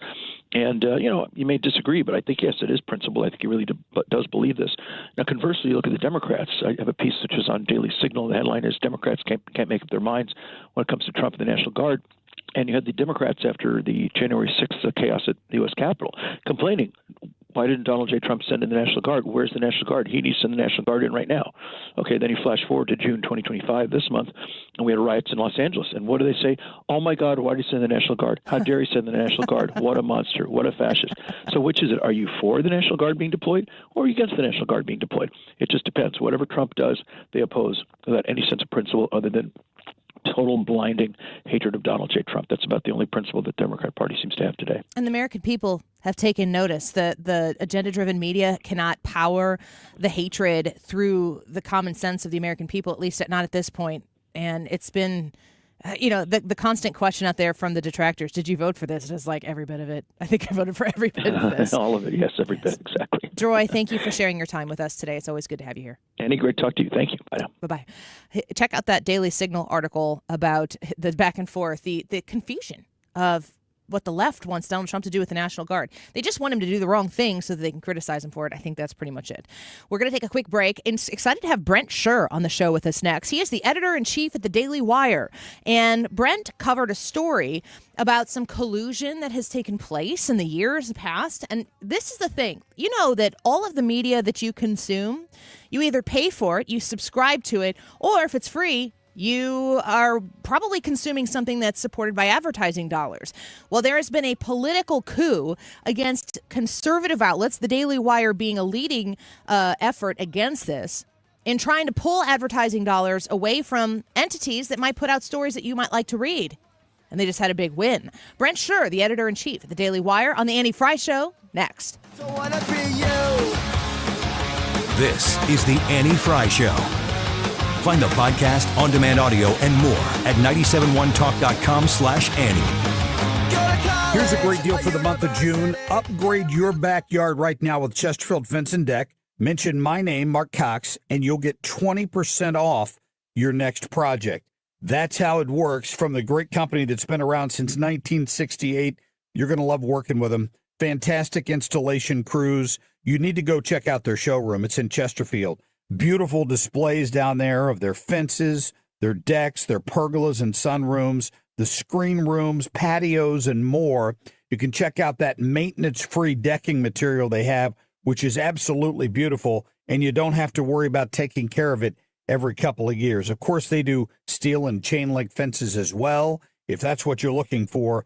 Financing options are available at 0% interest, and they do free in-home estimates at no obligation to you, even free project design. Be sure and check them out today and tell them Mark Cox sent you. It's ChesterfieldFence.com. Have you been notified that your subsidy for Obamacare health insurance is going away? Well, you can leave now while you are still healthy and can qualify for much better individual plans. Greg Hammonds at GregHammonds.com has been helping people get affordable health insurance with great coverage for over 35 years. Greg offers private health insurance plans that are not on the ACA marketplace. You can pick your doctors. For most claims, you won't even pay a deductible, and they're 30 to 60% lower cost than Obamacare. One more thing, there's no tax penalty at the end of the year. Greg even has plans that are guaranteed acceptance. If you pay for your own health insurance, you're uninsured, you're on COBRA, or your employer coverage is just too expensive, call Greg at 314-794-7784. That's 314-794-7784. Or go to GregHammonds.com. That's GregHammonds.com. He can custom design a plan by you, not the government. Tony LaRussa here. Has your loss of energy and weight gain thrown you a curveball in your relationship? If so, go see my friends over at Victory Men's Health. Discreet, first-class professionals will help you hit those curves out of the park. VictoryMen'sHealth.com. That's VictoryMen'sHealth.com. Is thinning hair or receding hairline making you self-conscious? Stop feeling embarrassed about thinning hair and start looking and feeling your best with Hair Grow by New Nordic. Available online at Amazon, Walmart.com, and NewNordicUSA.com, or in stores at your local CVS.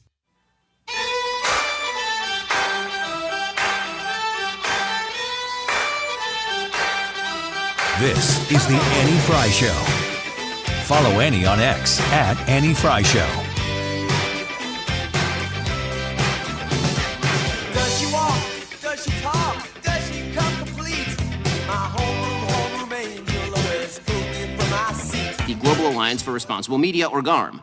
GARM purportedly sets brand safety standards, objective standards by which advertisers and platforms can supposedly determine just what sort of content ought to be deemed safe for advertising. In reality, GARM acts as a cartel. Its members account for 90% of ad spending in the United States, almost $1 trillion. In other words, if you're not getting ad dollars from GARM members, it's nearly impossible to run an ad-based business. And if you're not following their preferred political narratives, the ones that Kara Swisher and Dianne Feinstein would follow, you will not be deemed brand safe. Your business will be throttled. We at Daily Wire have experienced this firsthand. The Daily Wire, a leader, of course, on the fight back between the censorship that has taken place through means that are kind of like guerrilla warfare a little bit, happening behind the scenes, but very impactful against people who are out there working hard to give you alternative ways to consume information, facts, truth, and opinion. Let's bring onto the show Brent Scher, the editor-in-chief at the Daily Wire. Follow him on X for all of what we're going to talk about right now, at Brent Scher. Brent, welcome to the show. Thank you for being here today with us.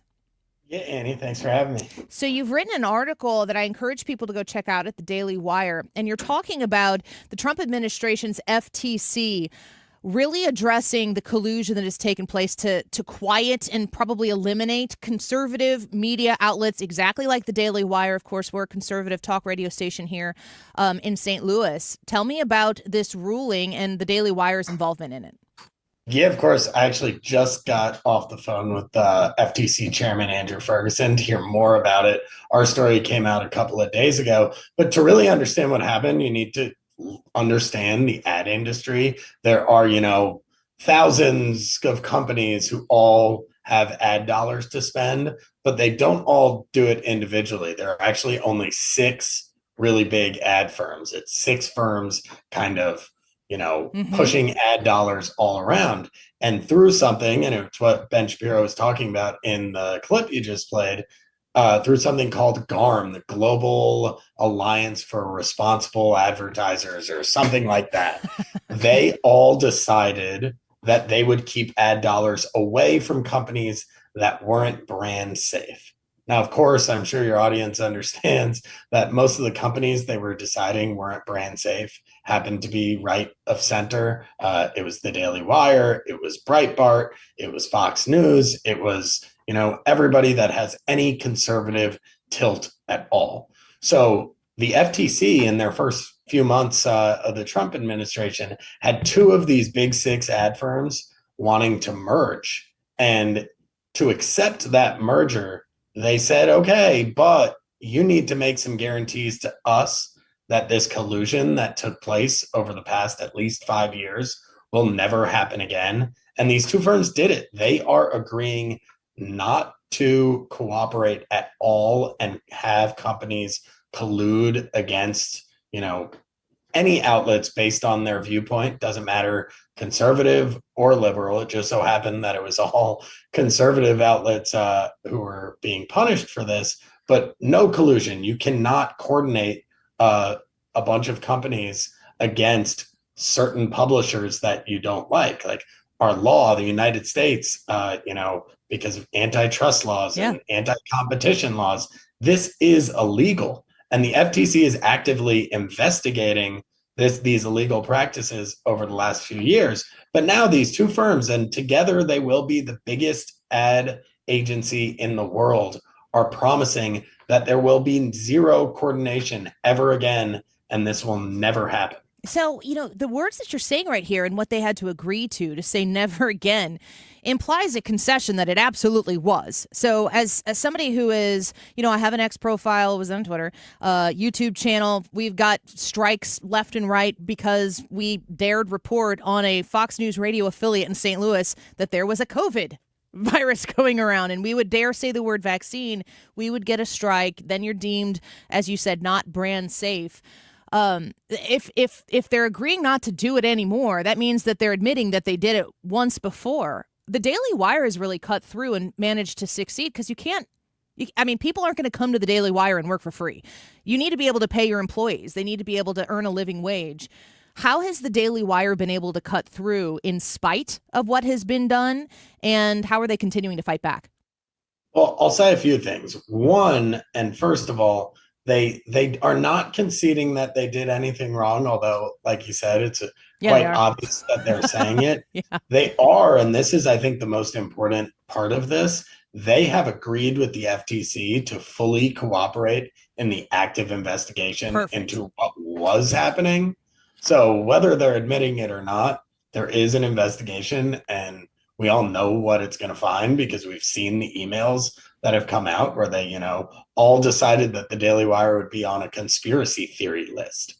What we've done, and, it's a challenge for every single business. This is a very competitive industry. I'd say what has, saved us and allowed us to continue is that we're lucky to have a very significant number of paid subscribers who, join because of, all the perks that come with being a member and the paywalled content, mostly from the shows. But most of our news is in front of the paywall. And I think a lot of the reason why people subscribe is because they know about these campaigns against us by, the powers that be in corporate America who wants nobody to think like conservatives think. Yeah. So they support us, and we're so thankful for that, because without them, we are really at the will of these companies and these advertisers being willing to place their ads on our website.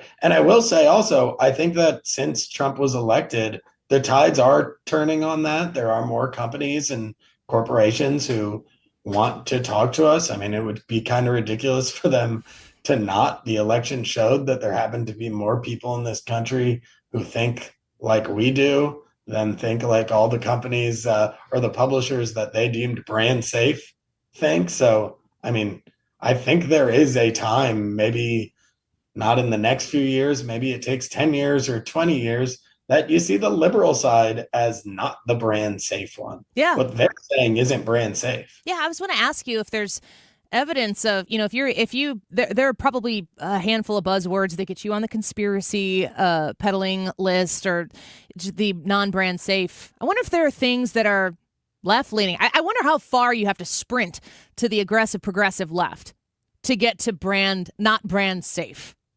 I mean, right now, I don't think there are. And that's kind of the problem with the whole industry. And I mean, a lot of these companies are feeling it. I think Budweiser or Bud Light should have been told that making Dylan Mulvaney its spokesman wasn't brand safe for Bud Light. Target having a massive pride section for all of June where they were selling children's swimwear designed to tuck certain male parts. That's not brand safe. And Target and Bud Light both paid the price, but they didn't have ad agencies telling us this, because as we're seeing, the ad agencies weren't working in the best business interest of their clients. They were working based on a particular worldview. Yes. And their worldview was one where they didn't want people to get information from Ben Shapiro and the Daily Wire or from you or from anybody who is right of center. They wanted to continue to be able to, tell them things about COVID and vaccines and Black Lives Matter and how there aren't two genders. That's not the real world, but that's the world we were living in. Yeah, it's activism and it's borderline propaganda to be permitted by the government to be able to police that. So I'm very excited to hear your story. I came across it on X. I encourage people to follow you at Brent Scher on X, because that's where I came across your story. And we hope that you'll come back with us. I read the Daily Wire all the time, and I'm grateful for it. I'm grateful that it exists. I'm grateful that they have been a leader on calling this type of crap out for everyday Americans like us to see, because what actually gets to you in your feed or whatever gets to you if you're watching YouTube or whatever, a lot of that is policed by these types of policies. If it never gets to you, even though it's great content, that's not fair. And we're glad that the Daily Wire is leading the charge. Well, we love to hear that. And the best way is to, skip Facebook and X, just come straight to the Daily Wire. There you go. Go around all these platforms. Thanks so much. Thank you so much. Brent Scher will have you back soon, editor-in-chief at the Daily Wire. Great to have that conversation with him, and very excited to hear that. I've seen that on my YouTube stuff, and I don't really consider, I'm probably a little too subjective here. I don't consider our show to be like a flame-throwing conservative far-right winger. But yeah, I've definitely been limited in what our channels have been able to do, and that's just part of the game. We're going to take a quick break. We're going to join Steve Miran, the Chairman Council of Economic Advisors, next, a connection that we made through the White House, to talk about the big, beautiful bill and the assessment of what the Senate is looking to get done. We've talked a lot about it here on the Annie Fry Show today with Chad Pergram. Earlier in the show, we're going to talk about it again with Steve Miran when we return. Don't go away. This is the Annie Fry Show. Interact with Annie on Facebook The Annie Fry Show.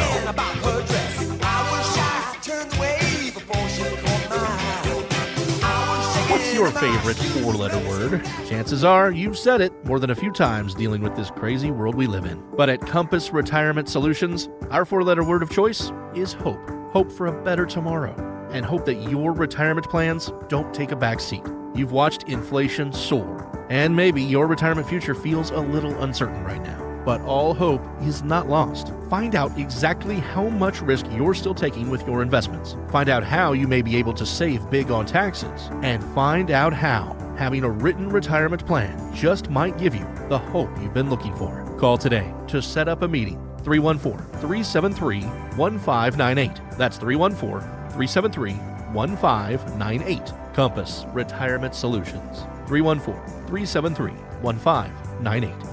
Firm offers insurance services but does not provide tax advice. Investments and services offered through Compass Retirement Group, a registered investment advisory firm in Missouri and Illinois. Investing involves risk, including the potential loss of principal. Rhino Shield is engineered to outlast paint by a lot, backed with our 25-year transferable warranty. Paint a house, shield a home. We do brick, block, stucco, asbestos, steel, aluminum, cedar, and more. We are the only coating company selected by Disney, This Old House, and 3 times on HGTV's Curb Appeal, where all 3 episodes concentrate on unpainted brick. If you maintain or own a business with a tired-looking building, you owe it to yourself to look at Rhino Shield and our beautifully durable color schemes. Evaluations are free. We're making buildings pop and be noticed again, from Champaign to the Lake of the Ozarks, exceeding expectations every day with our products, people, and performance. Now is the time to call 877-25-RHINO, 877-25-RHINO, or go to 877-25rhino.com and see how honest and transparent we really are. Tell them, ladies. Don't paint,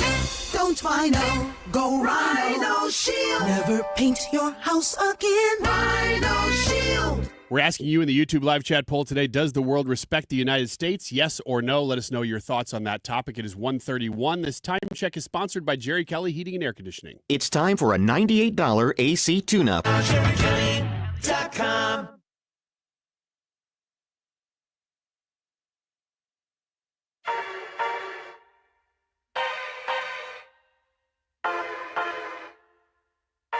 This is the Annie Fry Show. Things haven't been quite the same. Look, the bottom line is that if we get 3% growth, then we're going to have $4 trillion more revenue than the CBO score, which means that already the deficit's going down by trillions. The CBO has told us that the tariffs that are already in place, President Trump's tariffs that are already in place, are going to give us extra revenue of $2.8 trillion over 10 years. And the DOGE cuts, people forget about the DOGE cuts. They don't count in the big, beautiful bill because you can't have discretionary spending in a reconciliation package. We've now accumulated DOGE cuts that we can send to the House and the Senate to send back and to give the people their money back of $160 billion. That's almost $2 trillion over 10 years. And so this is the biggest deficit reduction, the most fiscally responsible package in the history of American fiscal policy. Well, so says NSC Director Kevin Hassett. The Senate is mulling over what they're going to do. They clearly aren't satisfied with just a duplicate of what the House has passed. There are going to be changes. What will the House do? And is the Senate bill going to be a better one? Let's get to an expert opinion on this. Steve Miran joins us. He's the Chairman Council of Economic Advisors on X at Steve Miran. Steve, thank you for being here with us today. It's an honor to have you here. Hey, thanks for having me. It's great to chat with you. Yep, you as well. Let me get your thoughts on what the Senate's efforts have been so far. Are they going to improve what the House was able to achieve? Sure. So first of all, I think what the House achieved was monumental, and what the Senate is in the process of achieving is also going to be monumental. And there are a few differences between the bills. You know, I think primarily the Senate makes some of the incentives for investment permanent, whereas the House had them to be temporary over the next few years. But that doesn't ultimately change that much of the economic impact in the next few years. And the economic impact is going to be extremely profound because let me tell you, if the bill doesn't pass and we have the biggest tax hike in American history, it'll be a $4 trillion tax hike on American workers and American families. families, and it'll plunge the economy into recession. So that's why it's so important to get this bill over the line. So I hear that a lot. The threat of not doing anything seems to be the biggest looming threat. But then, of course, the different opinions within the Senate, the likes of the Rand Pauls of the world, Ron Johnson, Josh Hawley, our senator here in the state of Missouri, and then you complement the other side, the Tillises, the Murkowskis, the Collins. How are they going to be able to get something done in the Senate that will be agreeable in the House? Well, I'll leave that to the conversation to the House and the Senate, but I think that, everybody knows that we need to get something done, and therefore we will get something done. And we've set ambitious timelines the entire time, but you know what? We've met those ambitious timelines. People said that it was impossible to get a bill out of the House before Memorial Day. They said it was impossible to get a vote on that bill before Memorial Day. You know what? The president got them both. We set ambitious targets, but we've got a really good track record of hitting them so far. And I don't doubt we'll do it again. And when we do, it's going to create an economic boom, just like in the president's first term, a new golden age that folks will be really excited for. Steve Miran speaking with us, the Chairman Council of Economic Advisors. A lot of what I hear is the boost in economic growth and wages is something that will happen after this is completed. Talk to me, as I have 4 kids. I'm sending my kids to a parochial school, 2-income family, married to a public school teacher in the middle of the country. What does the passage of this bill and the economic boom look like for someone like me? So what the bill will do is to raise GDP, raise the economic growth by 4.6 to 4.9% over the next 4 years, so over the president's term. That's a little bit over 1 percentage point a year, right? Now, if you look at what this does in Missouri in particular, it raises take-home pay for a typical family of 4 in Missouri by about $5,750 to $8,400 per family of 4 over the next 4 years. About 1 million seniors will benefit from no tax on Social Security. About 64% of workers in Missouri are eligible in occupations that are eligible for overtime and could also benefit from the no tax and overtime. Right, so these are very powerful effects. Our calculations are that it'll create about 123,000 full-time equivalent jobs in Missouri over the next 4 years. And there's, untold other benefits from passing this bill. The reason why the bill keeps tax rates low so that families keep more of their money in their pocket every month. It contains very powerful incentives for investment to get firms to expand their businesses, invest in new facilities, build new factories, and all of that is really good for workers. It's really good for families, and it's really good for the economy. So you're talking about the investment in businesses and the opportunity that is existing. The opportunity part is very interesting to me because that will basically be what we decide to make of it. And when the opportunity presents itself for people to take a risk on starting a business, growing a business, reinvesting in a business, and jobs become available, then you're going to have more competitive opportunities for workers. Is the Trump administration, through these policies, going to create a sense of culture in this country once again where we actually take pride in work? Well, that is what we are working on. That is absolutely what we are working on. And I think you're completely right. The best possible thing we can do for American workers, for American families, is create an environment in which firms want to hire them. Firms will want to hire workers when the economy is healthy and booming and when there are strong incentives for doing so. What are those incentives? They're tax incentives for investment, right? Low tax rates overall. And then critically, something that's actually not in the bill but is just as important for the economy, deregulation. We are engaging in wholesale cutting of red tape because when a firm wants to expand its business, when it wants to enter a new line of business, build a new site, build a new facility, new factory, hire new workers, we want them to be able to do so when and where they can instead of spending years begging permission from Washington. And that creates a pro-business environment that creates an environment to which firms want to hire workers and they pay up for those workers. And that created a Trump economic boom in the first term in which the median family saw an increase of $6,400 of real income the first year after the Tax Cuts and Jobs Act was passed. And it's the same policy mix that's going to create another Trump economic boom, a new golden age. Steve Miran speaking with us right now. He's the chairman of the Council of Economic Advisors, also part of the President Trump 47 team within the White House. When I'm looking at campaigns and what people are doing, making promises to the voters, and then the voters get to pick, want to go this path or that path, I can't see a bigger, starker difference in my 40 plus years of life of what was offered to the American people is What is government going to do? What is government going to give me? How is government going to provide for me? The Trump administration is taking something that in my lifetime I haven't really seen truly be invested in, which is getting government out of the way, giving the American people the opportunity to really put their hands at 10 and 2 on the American economy and benefit from it. But it's also asking of the American people to participate in it. Do you think that the American family, the American worker, really understands the magnitude of the opportunities that would come after this bill gets signed and this policy gets put in place?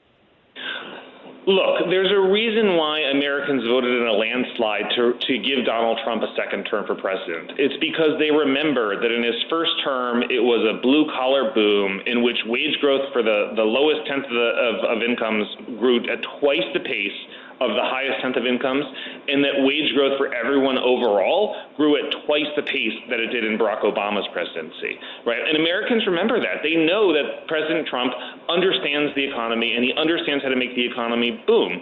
And that's why they voted to give him a second term. And they knew enough to look through all of the Cassandra cries of the various experts who said, oh, everything, will be bad, it'll be terrible, or whatever, because they said that in the first term too. But you know what?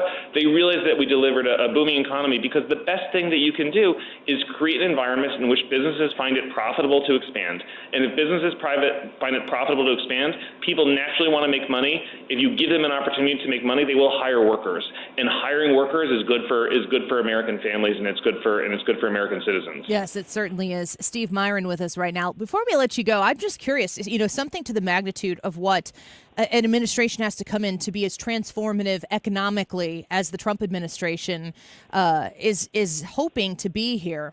How many economic minds, advisors like yourself, have come together to impart their thoughts to Donald Trump to help formulate this type of transformative policy? Well, I mean, look, the president understands what it takes to get business booming, right? That's why his policies are what worked in the first term, and his policies are what are going to work in the second term as well. And I of course am here giving my view on things. Kevin Hassett, whom you played a clip of at the opening start, is here giving his view of things. There's lots of other talented economists inside the administration on both of our teams. In fact, my chief economist here at the Council of Economic Advisors, Aaron Hedlund, is a Missourian who has lived in Missouri for over 10 years, was a professor at the University of Missouri for a large number of years, and he's contributed so much to the analysis of the One Big Beautiful Bill. And has made such big contributions. So look, we've got plenty of credentialed, talented economists who are giving insight into how this should look, giving analysis of what the outcomes will be, and we're all so enthusiastic about this bill. We got to get it over the line. In your experience with working with the president alongside these incredible economic minds, we trust that Donald Trump knows how to run a good business and get it going. Does he listen a lot? Yeah, look, the president likes to hear conflicting views. He likes to hear the range of possible views, the range of possible voices. He wants to know what the spectrum is so that he can consider all the options, and then he makes the best decision. Yeah, right? That's and the way it's supposed to be. Yeah, and that's how you avoid groupthink, right? That's how you make sure that you're making good decisions, by considering all the options. Yeah, it's wisdom, really, truly what it is. Steve Miran, we're grateful for your time here today. We look forward to seeing what happens, and I'm hoping and praying for that prosperity that this economic transformation is promising the American people. Thanks for having me. Of course. Thank you for being here. Steve Miran, the chairman of the Council of Economic Advisors, on X at Steve Miran. It's really exciting. It's a big promise. It's almost like, to me, like you go on a vacation, you've been planning for it, you've been hearing how great it is, you've been looking at the brochures that are the saturated images of, what the beach looks like and what the food tastes like, the way they're selling you stuff the whole time. And then you go, and sometimes it's even better and bigger. Like when you open up the focus of what that brochure shows and you see the whole thing, you're like, I can't even believe it's this beautiful. And other times you're like, well, they really framed that photo nicely for themselves. I'm looking at the brochure of the other side of Donald Trump's economic transformation going, looks pretty nice. And I'm big on the culture shift that needs to take place in this country, where people start valuing what they put into it. because of what they get out of it, rather than just showing up and being like, what are you going to do for me? Because nothing that the government gives you or does for you generates from the government. They have to take it from somebody else, likely from you, in order to provide you their version of what they think that you need / deserve / will settle for. In a culture, and I think back to probably my grandparents' generation, the greatest generation, and then, when our parents would have been born, just like the value and pride that was put in a job, in independence, in financial independence. I am so tired of our elevation of our victimhood being our biggest strength. There are things that marginalize everybody. There are struggles that everyone has, but we have now put that at the forefront. And you stand at the front of the line because you think you're the biggest victim out there. You put your hands on your hips and you say, so what are you guys going to do about it? I'm tired. I'm done with that. I'm over that. Can we not look at the people among us who need a hand up and provide it without having to prioritize that over everything else? Because we've completely neglected the importance of hard work, the value of getting out what you put into it, of trying to succeed, of looking for new opportunities. If you think about what our elections have been about in the last however many cycles, it's really driven by the Democrats threatening everything you're going to lose from government if the Republicans win. Everything the Republicans are going to take away from you if the Republicans win. And don't forget, if you elect the Democrats, we're going to give you all of this stuff. All of this stuff is going to come from us. But it doesn't come from them. They take it from you to give it back to you, and then they want credit for it. If Donald Trump is able to implement the success, the economic success that the conglomerate of the big beautiful bill, if it is in fact beautiful, the big and the bill, we all agree on. The beautiful part, it's up for debate, literally. If he's able to deliver on making the tax cuts permanent, if he's able to deliver on the success that he has promised the American people the tariffs will bring, balanced trade agreements, and the continuation of the work that Doge has done, all of that stuff is great. But it will only be a generational success if it changes the culture. If people start to look to themselves and their own communities for the things, as opposed to looking to the government for the things. When people need help, the only solution for that help does not come from the government. That should be the last solution. Churches should be standing up and standing in the space where people need help and providing opportunities and providing the connection, the community that needs to be utilized so that you don't have to go to the government. We should be in the front of the line. Community groups, nonprofit groups, those types of entities can be there to help people so that government can be a last resort. The Democrats, the left, the socialists, the communists that want to make government own and manage everything so that you can have what you need, it really is the essence of what the Democrat Party is trying to sell you. They're trying to sell you the reality that you won't have to do anything because you'll get what you get and you won't throw fit. And the big, beautiful bill, the entire Trump economic agenda, to me, is 100% about pushing the government out of the way and giving back to the American people the ability to achieve success without their constant intervention and regulation. And I'm looking at the brochure going, wow, it looks really nice. And I'm hoping when we open focus on the other side of it, when we actually get there, that we go, this is better than we could have even imagined. Worth the investment, worth the wait, worth the time. Does the world respect the United States? Yes or no? Anti-Fry YouTube channel. Go vote. Tell us what you think in the comments. We'd love to feature some of your thoughts on this. June said countries only respect the USA when they want something from the USA. Only exception might be Israel. You agree with June? We'll be right back. You're listening to The Annie Fry Show.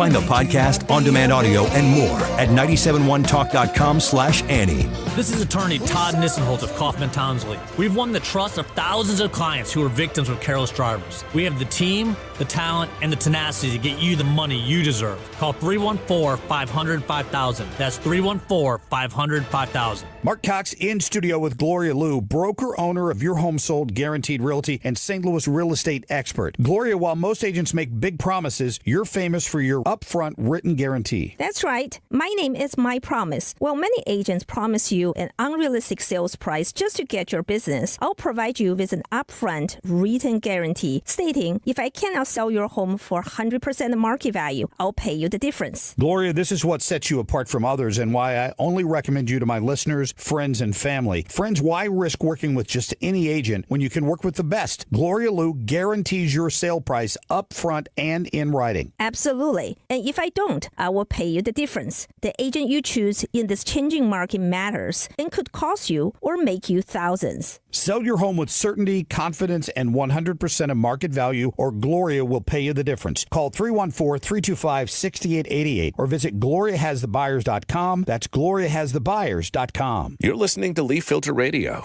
and the guru of gutter protection himself, Chris Coonahan, is here to take your most pressing leaf-related questions. Hey, everybody, Chris here. I understand we have Ron on the line. Ron, where are you calling from? Uh-oh.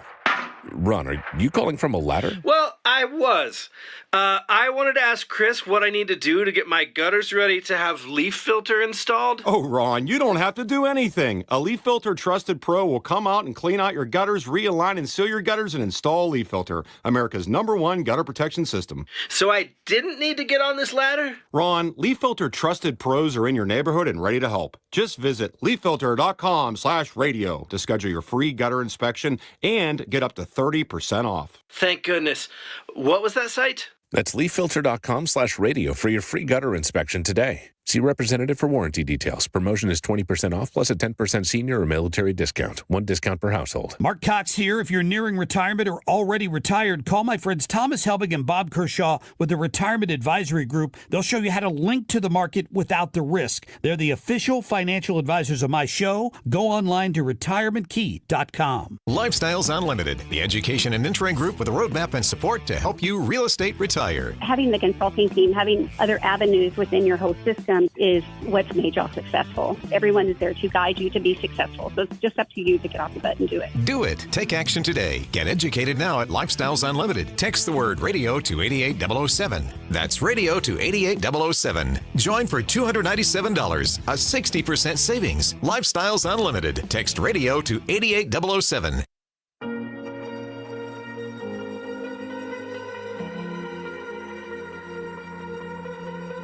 You're listening to The Annie Fry Show. Interact with Annie on Facebook. The Annie Fry Show. Falling too fast to prepare for this. Tripping in the world could be dangerous. Everybody circling as vultures. Negative, nepotist. Everybody waiting for the fall of man. Everybody praying for the end of times. Everybody hoping they could be the one. I was born to run. I was born for this. Whip, whip, run me like a racehorse. Pull me like a ripcord. Break me down and build me up. I wanna be the slip, slip. Word upon your lip, lip. Rather that you rip, rip. Break me down and build me up. Whatever it takes. Welcome back to the United...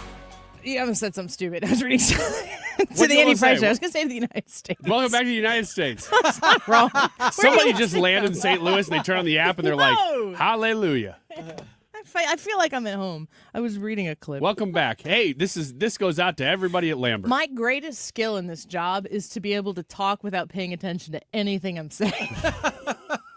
And when that translates into my life outside of the mic, it's not good. Or to be able to have conversation be going on around me and doing 3 other things turns me into a rude person. Not intentionally, but I catch myself. Welcome back to the United States. I'm glad I didn't say that. You're a grand old flag. You're a high-flying fat flag. Whoops, I almost did that. I'm watching as the world is reacting to this NATO stuff. Specifically, do we have the cut where the guy called him daddy? I don't. We don't have that clip? Okay.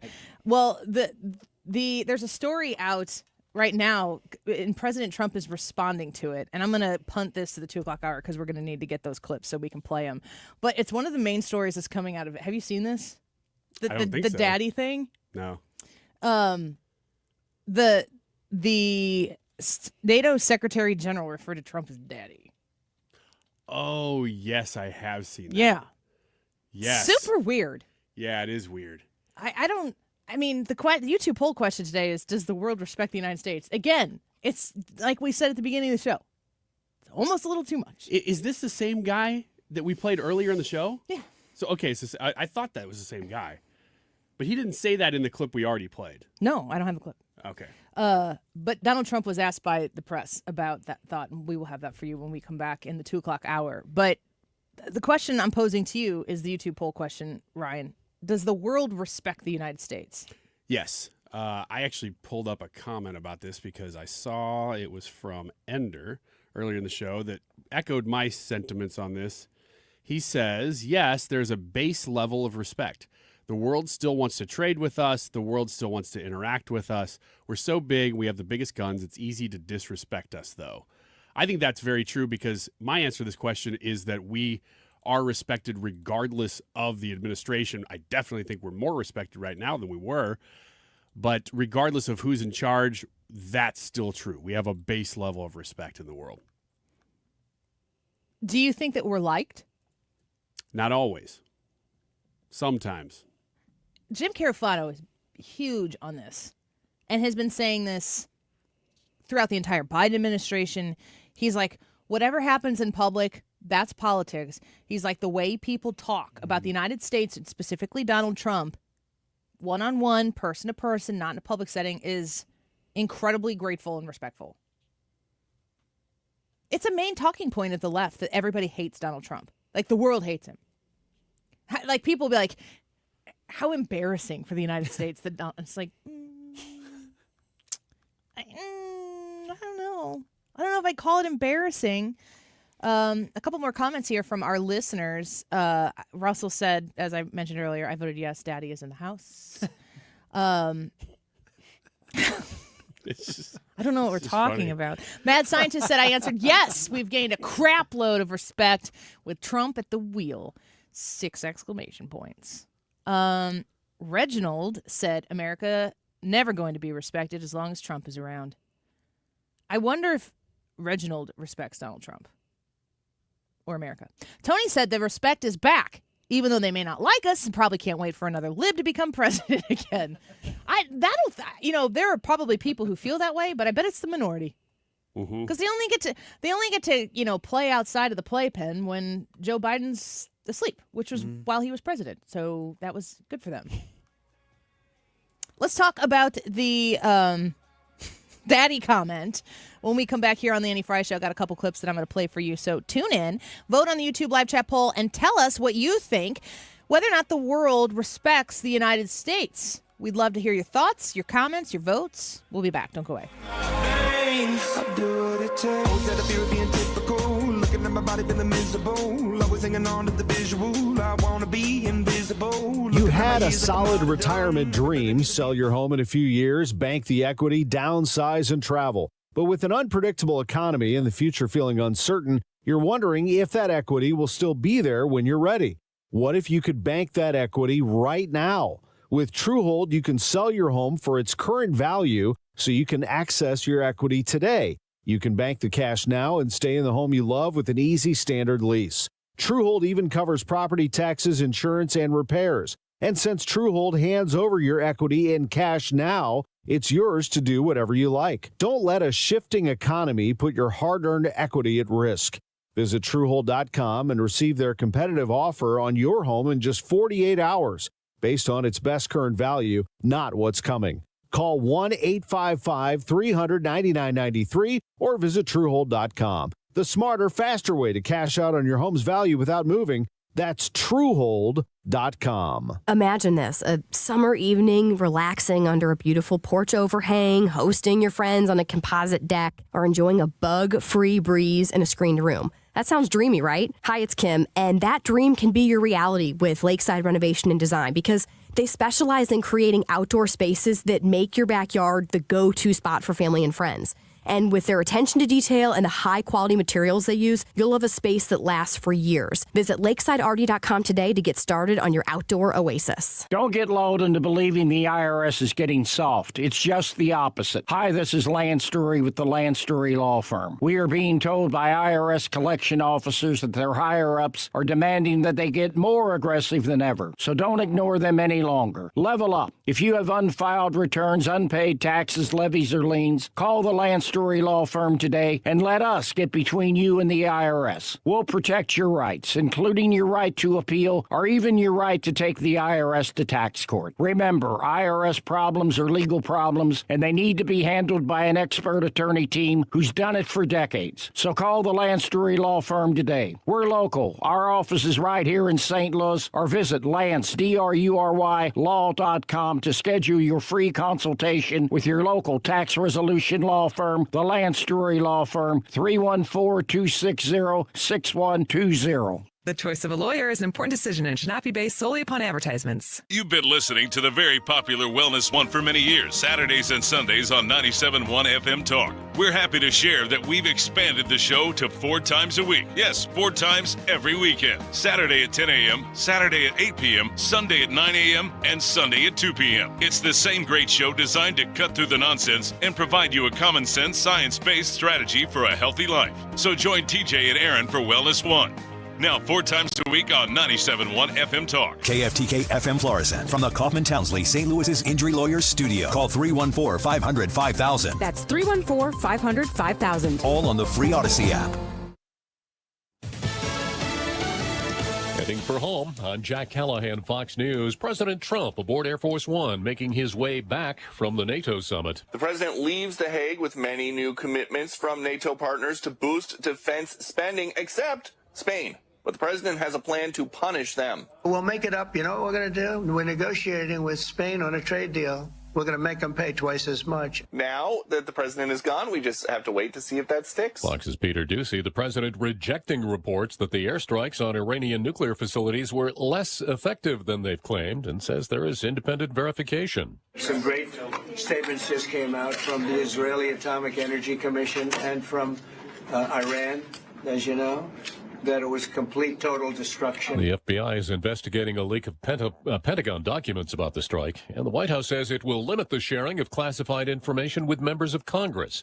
The president also revealing there will be talks between the U.S. and Iran next week, but he says he's not sure there is further need for an agreement with them. A not guilty plea today from New Jersey Congresswoman LaMonica McIver at her arraignment on charges of assaulting federal officers during a protest at an ICE detention facility last month, telling supporters she'll not be intimidated. The members of Congress have the right to hold these agencies accountable, and that is what we went to Delaney Hall for. We did not go there to protest.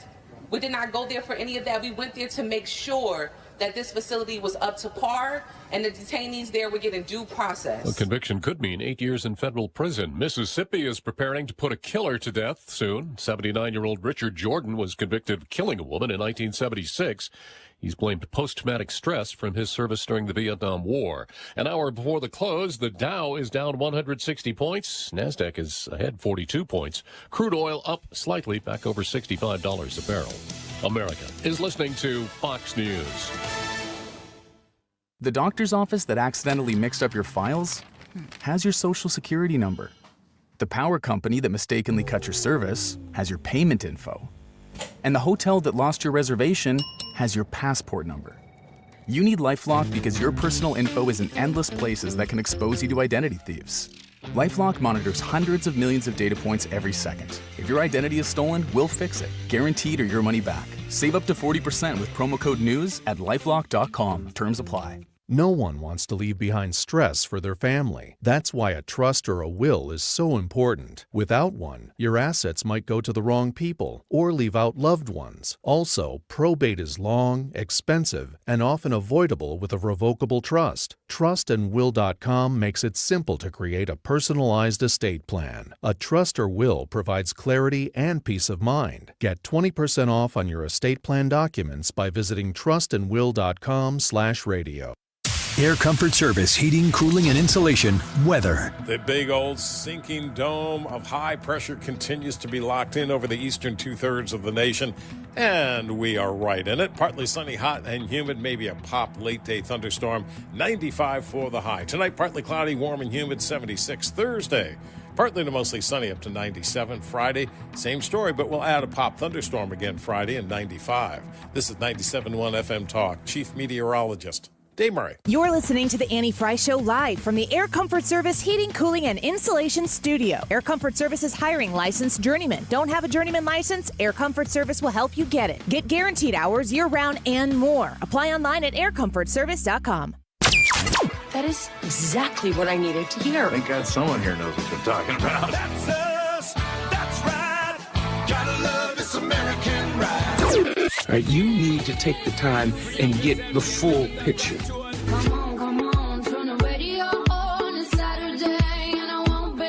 Don't get me wrong, I love the ladies. I mean, they rev my engine, but they don't belong in the newsroom. It is Anchor Man, not Anchor Lady.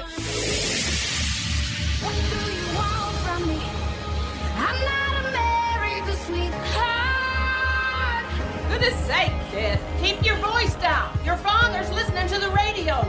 I'm not America's sweetheart. This is the Annie Fry Show. I mean, we may do papers on it, Marco. Maybe we're going to do papers. I don't even know if you need them. They're not going to be fighting each other. They've had it. They've had a big fight, like two kids in a schoolyard. You know, they fight like hell. You can't stop them. Let them fight for about 2-3 minutes. Then it's easier to stop them. And then Daddy has to sometimes use strong language. You have to use strong language. Every once in a while, you have to use a certain word. I think we have to join the house. And then Daddy has to use strong language. That was part one of this, the initial, if you hear about President Trump being referred to as Daddy. So then, of course, you can't just let that be. We certainly can't. He was at a press conference. Marco Rubio is standing over Donald Trump's shoulder. Donald Trump is at the podium. He's taking questions from the press. And Marco Rubio is about to be very amused at this next question. Of course, Donald Trump's response to from it. Sky News. Mark Rutte, the NATO chief, who is your friend, he called you Daddy earlier. Do you regard your NATO allies as kind of children? No, he likes me. I think he likes me. If he doesn't, I'll let you know. I'll come back and I'll hit him hard, okay? No? Do you He did it very affectionate. Daddy, you're my daddy. Do you regard your NATO allies, though, as kind of like children, and they're obviously listening to you and they're spending more, and you're obviously appreciative of that, but do you hope that actually they're going to be able to defend themselves, defend Europe on their own without... I think they need help a little bit at the beginning. And Get back to that daddy part. if he doesn't, I'll let you know. I'll come back and I'll hit him hard, okay? No? But he did it very affectionate. Daddy, you're my daddy.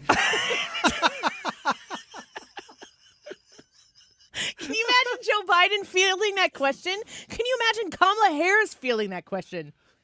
No, I can imagine. I can imagine Biden doing it and reading almost the exact same thing, but it just sounding sad, creepy. It's kind of a little creepy from Trump. Yeah, it's a little bit. It's very funny though. It is funny. In the flip side, if you hate Trump, does that just like do you just crawl out of your skin when you hear that? I don't know, because I can't figure out if it's really hard to remove yourself from Trump world. You either hate him, visceral reaction, as they always say on The View, or you like the guy and you're willing to listen to him even if you put up with some of the nonsense or whatever. I cannot remove myself enough to be like, okay, now I'm on the left. How do I feel about a clip like that? Because I think I would laugh, but I don't know what that's like to lead with hate so much that you can't laugh. I mean, if Biden nailed a joke or Obama, I would say it was pretty funny, you know?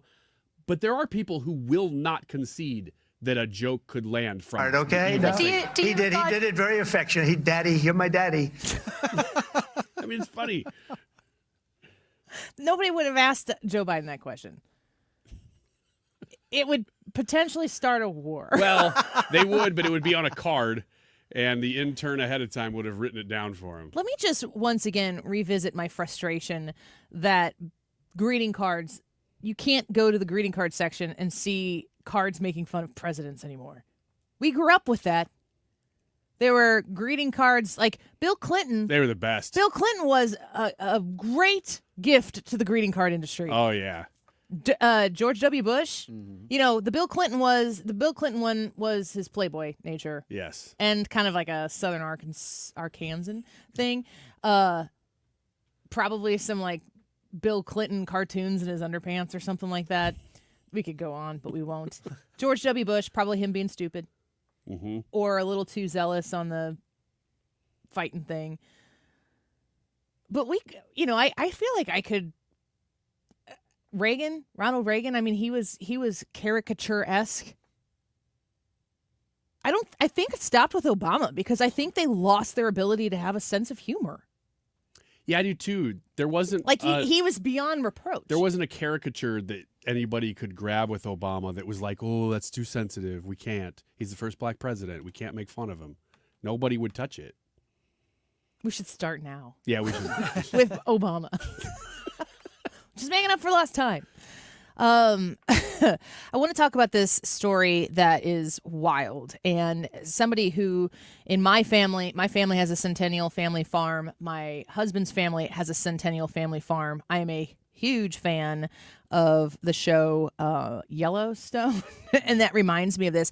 Andy Henry is a co-owner with his brother of this family farm in New Jersey. And now they're saying, well, actually, we'll just take half of it and leave you the house. That would leave us with a non-viable farm for at least 40 cows and many sheep. How does this make you feel? Well, it makes me feel terrible. It was a shock. We were surrounded by warehouses.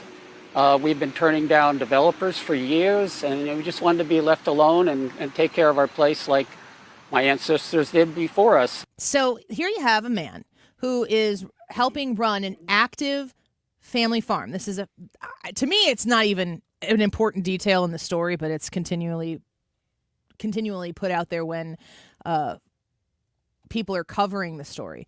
But they have this farm, and New Jersey has said, we're going to take it, and we're going to put in affordable housing. So Fox Business reports a longtime family farm in Cranberry, New Jersey, is at risk of being seized by the town through eminent domain. The situation with the farm owned by brothers Christopher and Andy Henry, which has been in their family for 175 years. Wow.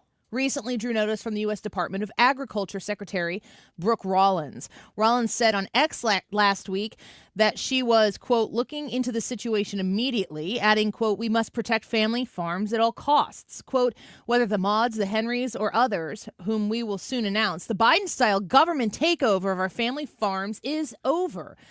While this particular case is a city eminent domain issue, we at USDA are exploring every legal option to help. Rollins also said that she had been on the phone with Andy Henry, so they're in direct communication.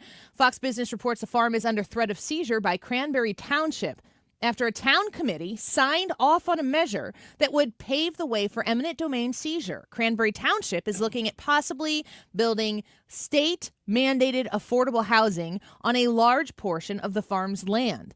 The Henry brothers have reportedly been fighting to prevent the seizure of the farm for months. The family farm, which is now leased out for cattle farming, has belonged to Christopher and Andy Henry for over a dozen years. They've poured $200,000 into the property and declined offers of up to $30 million made by developers at that time.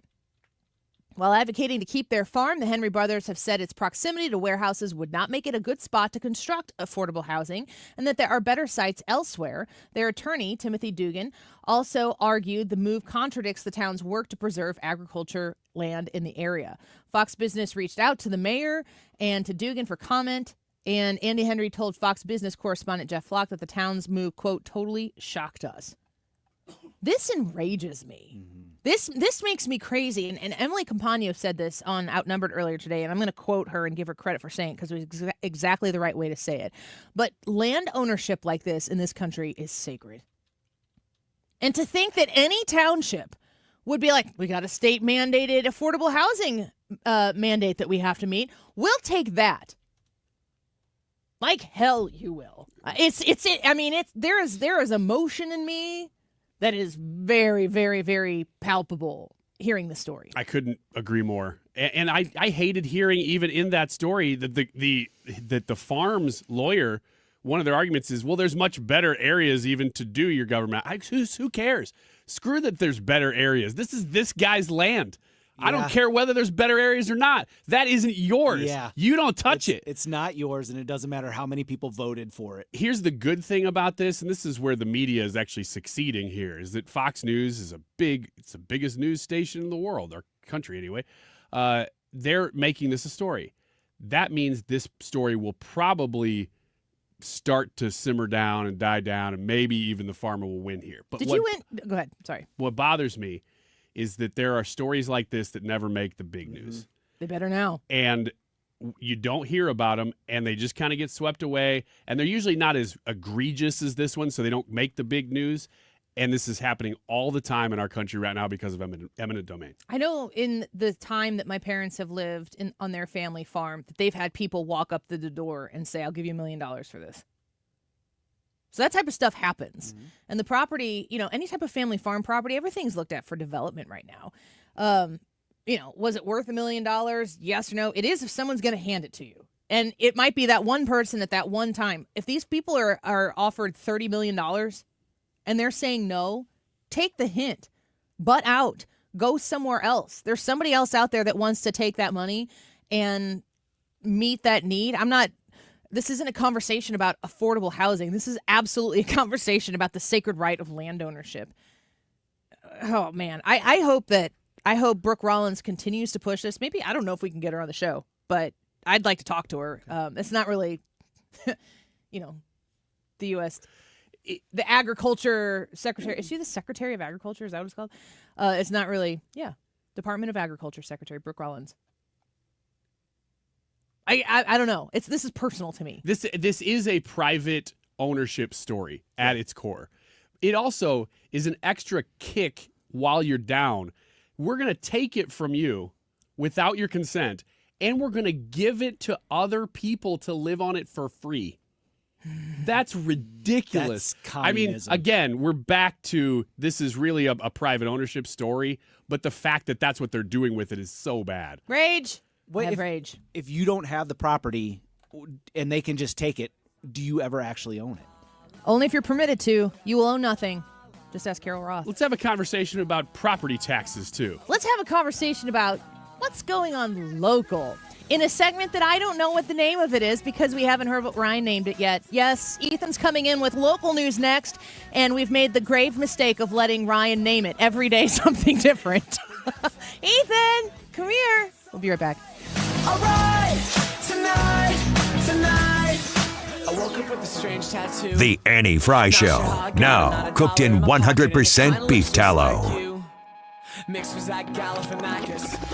La, la, la, whatever. La, la, la, it doesn't matter. La, la, la, oh well. La, la, la, we're going at it tonight.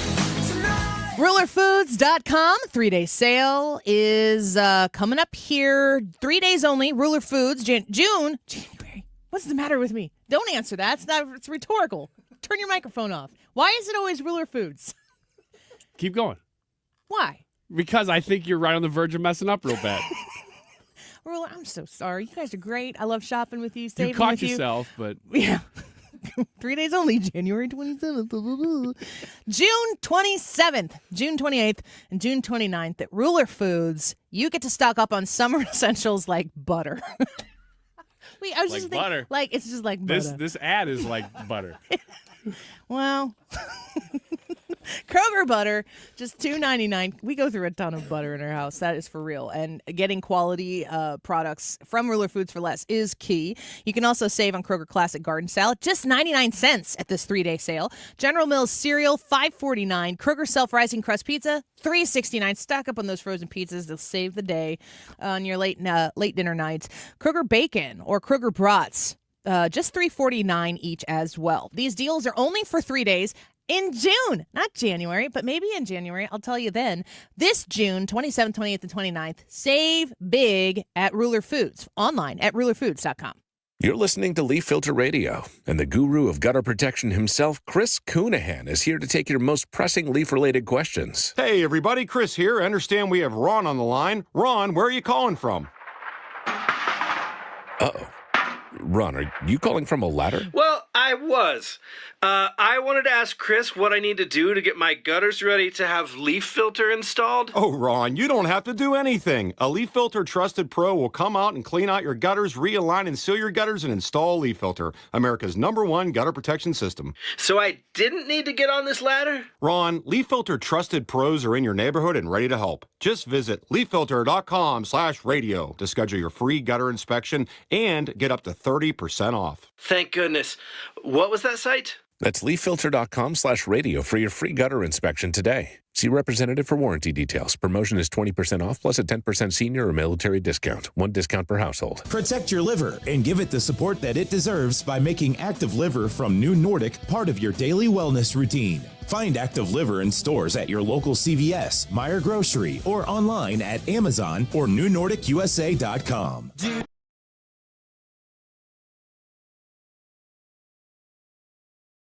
You're listening to The Annie Fry Show.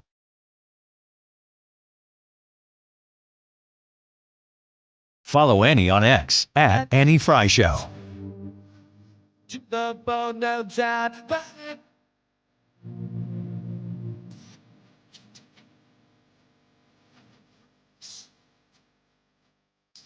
So just my six on me. It all keeps adding up. I think I'm cracking up. Am I just paranoid? Am I trying to stop? YouTube.com/@AnnieFry to vote in the YouTube live chat poll. Does the world respect the United States, yes or no? And I was having a conversation last week with somebody about listening to the show, and I was like, do you listen to it on the app? They said, there's an app. And I said, yeah, it's the Odyssey app, AUDACY. You can stream this show and this station, 97.1 FM Talk, anywhere, everywhere, all of the time. That's really our preference, but you can, somewhere in that amount of time, stream us and keep us with you. We'd love to have you. All right, let's get to the next part here. Ryan. Hold up. Check it out. And now, Gangsta Ethan's Mega Segma. How do you feel about that one? Positive. Ryan's renaming the local news segment every day that Ethan's hosting, and we hear it for the first time now. Yesterday was a saucy soiree. Today it's Gangsta Ethan's Mega Segma. So yesterday I know we were taking requests Still from are. the people On Annie Fry's YouTube channel. Was that who came? That wasn't one of those. Okay. I'm saving all those up, and then it. I'll send a whole session to our voice guy. Going back to listener suggestions. the Odyssey app. Yes. You might encourage people to do this. Yes. You could record your own by tapping the microphone there in the Odyssey app. So if you'd have to be like streaming 97.1. Yeah, you'd be streaming, and then you see the little microphone icon. You can leave us a voice message. It's kind of by the play button. And your voice message could be you just reading one of those intros. Just make one up and send I'll it to us. use your audio. And you can name Ethan's segment. So let me just make sure I have it straight for today. The title of my segment for today is Gangsta Ethan's Mega Segma. Yes. Got it. Okay. I had to type it down just so I can make sure I remembered it. Bill said segma or smegma? Segma. Okay. Segma. I also had him say segment, but I thought it sounded better mega segma. Yeah, because I'm a gangsta. Maybe if you said Gangsta gangster, mega segma. then you go Exactly. segment. Thank but you. Not gangsta. Very much on the same page as you today. that scares me. What's happening locally, Ethan? Well, if you're unaware with this new segment Just that we're add doing, that to that clip right there. That's Ryan, exactly what this is. A touch of local news. If you have any stories that you would like to have added to this segment in the coming days, be sure to DM me on X at echan7 at ECHANN7. Or just tweet at him. Yeah. That works too. Post So, Annie, I have a quick question before this one. Would you define... I have a lot of questions. Would you define, like, Carlinville as local? Yeah. Could that get away with... Could we get away with that? Carlinville can... I know people. I love people in Carlinville. I know it's a couple hours away, right? But I mean... No. Is it not? Is it closer to that? Carlinville just runs the whole media narrative, and it drives me crazy.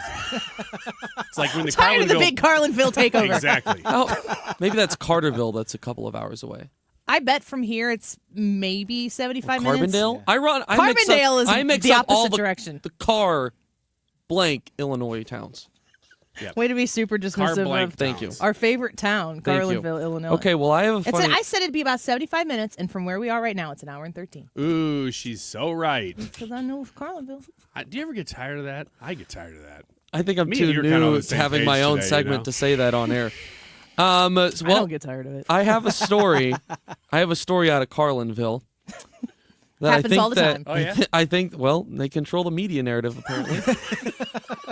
That's all he talks about on Wiggins America. But this one really fits perfectly in, I believe, with the essence of what the Annie Fry Show is. That's terrifying. Making fun of liberals. Okay. No. The title of this story, Manure Trucks Disrupt Anti-Trump Protest at Macoupin County Courthouse. I did speak at the Macoupin County Lincoln Day dinner. I drove one of those trucks in this story. A manure truck. You would be hauling a bunch of... You're just full of it. That guy's full of poop. I hate manure. So, do you know what that's from? No. God dang it! Watch Did you watch Spaceballs. It's not from Spaceballs. But you still have to watch that. That had nothing. Why are you asking about Spaceballs if this isn't even from it? Have you ever Those seen... are two completely unrelated topics. Have you ever seen Back to the Future? Yes. Okay. But only once. Oops. I hate manure. I don't remember that. Biff? Nope. Tannen? Nope. It's a running joke. Absolutely nothing. I said dance. Go on. I'll just do this for the rest of the segment. So, for the past 6 weeks, there have been anti-Donald Trump protests being held outside of the Macoupin County Courthouse, as mentioned, which is in Carlinville. Macoupin County. What are we going to do about this? And, well, a great solution. This past week, it's lunchtime. Gonna have to park these things somewhere. Some people that weren't necessarily a fan of the protesting that has been going on parked their trucks in trailers that were full of manure right in front of them. That's amazing. Literally right in front of them. Did they quit protesting? No. What kind of manure? Good for them too. They actually countered back pretty well. With what? With farts. like they what'd you say? Did you say with farts? We'll see your manure and raise your flatulence.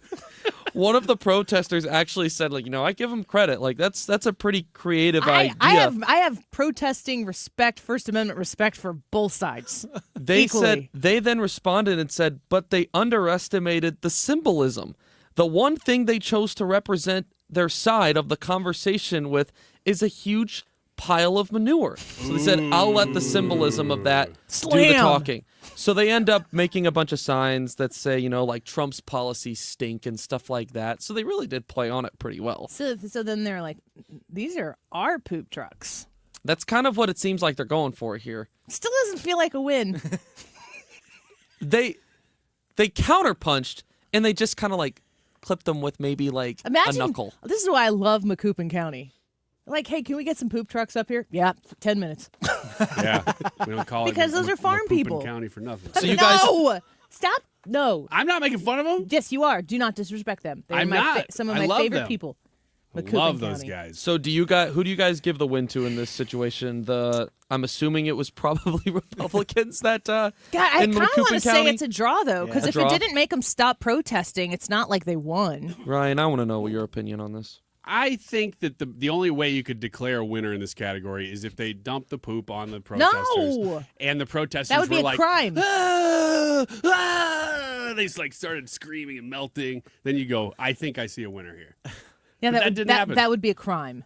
Yes, but I'm talking That about wouldn't be a win for them either. Because the symbolism would be clearly in the Republicans' favor there. I know the Democrats tried to make the symbolism in their favor. I don't think they won either.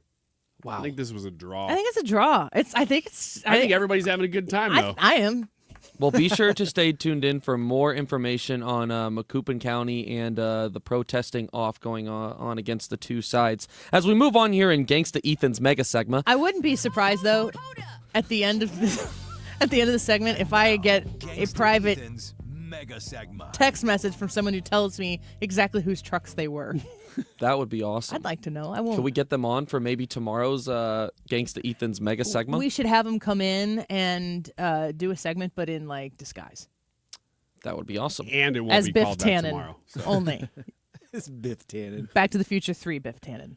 Briefly before we wrap, I do have to mention this as well. I know we've talked about it in the past. It was a couple of months ago when the Blues were in the playoffs. All of the John Gruden hoopla, the chaos. Yeah. He is back in St. Louis tonight, throwing out the first pitch at the Cardinals game. I'm going to be there.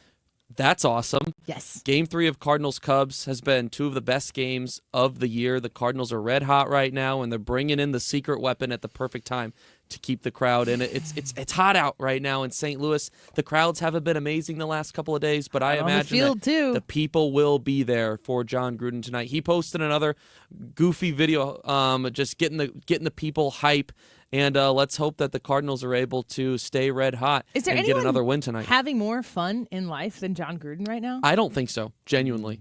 This guy looks like a kid in a candy store always. He is totally bought into, I think, the stigma that kind of like Barstool wanted for him going into that new job, and he's having so much fun with it. And I don't even know if he's really a Cardinal fan or a Blues fan. I think he's more so just like, this group of people is bought in and they're all about it, so I'm going to be all in as well. What I think he is a sports fan, and I think he identifies places that do it well.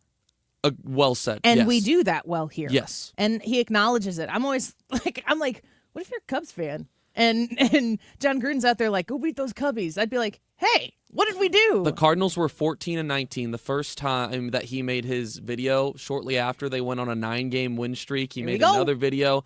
And the Cardinals, I believe, now have won 6 of their last 7. They have won the first 2 games against the Cubs. So, bringing in the guy to keep this momentum going at the right time. All right. Well, I know there are a lot of regularly scheduled anti-Trump protests that are taking place in a lot of towns. I know Edwardsville has one as well. And I get pictures of them from people, and I'm like, okay, they're doing their thing.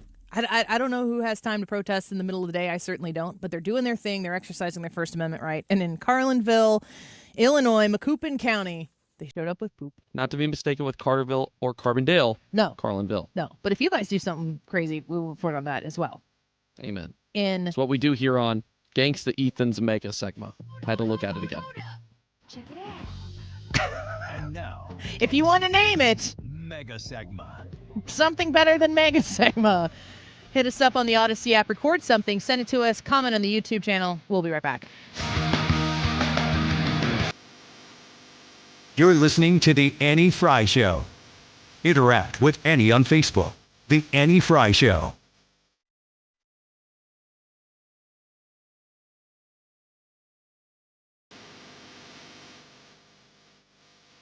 The Retirement Advisory Group, waiting for you to give them the phone call. They've been waiting for you. They know you're there. They know that you want a worry-free retirement, and they have the tips, the tricks, the tools, and the guide to make sure that worry-free retirement got peace of mind and that excitement, that joy that comes on the other side of retirement. They're just waiting to hand it over to you. You need to make a phone call. You need to sit down for a no-cost, no-obligation retirement review.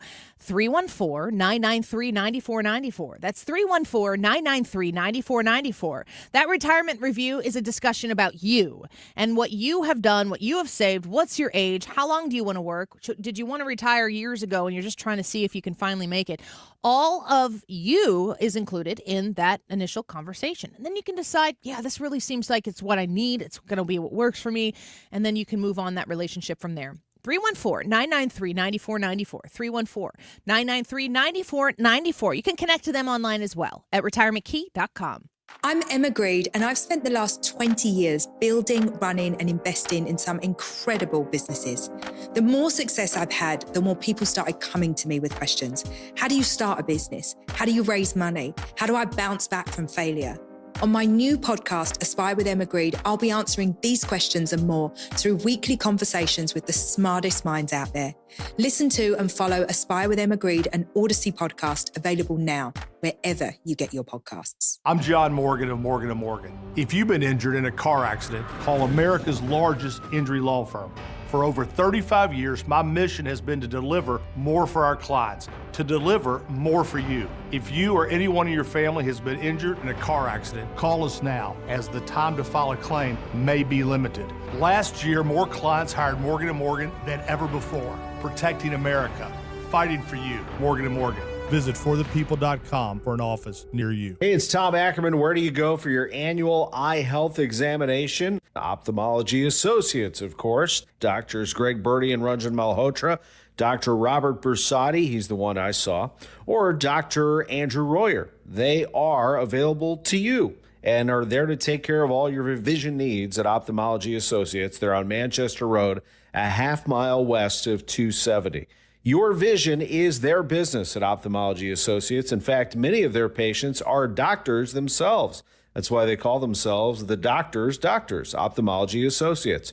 Are your eyes itchy and scratchy? It could be more than just allergies. They're the leaders in dry eye diagnosis and treatment. They're the leaders in LASIK and discussing those procedures. And if you're having difficulty reading or driving at night, you have glare from oncoming headlights, could be early signs of cataracts, and they can talk to you about multifocal lens implants. Ophthalmology Associates, youridoc.com. Your home is your sanctuary. Get the peace of mind you deserve with a free estimate on a Generac home standby generator from Generator Supercenter. They're the nation's #1 Generac generator dealer. With expert installation and 24-hour monitoring, Generator Supercenter won't leave you in the dark. Financing is available. Take control of your power today with Generator Supercenter of St. Louis. Call 314-499-2020. That's 499-2020 or GeneratorSuperCenterofStLouis.com. That's GeneratorSuperCenterofStLouis.com.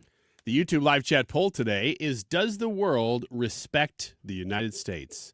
That's a yes or no. You got to let us know why you believe what you believe by leaving a comment, but you can vote in the YouTube live chat poll by just clicking on today's date when you type in Annie Fry on YouTube, and today's live stream will come up, and that's where you vote. 340, 243. How about 234? January. This time check is sponsored by Jerry Kelly Heating and Air Conditioning. It's time for a $98 AC tune-up. JerryKelly.com.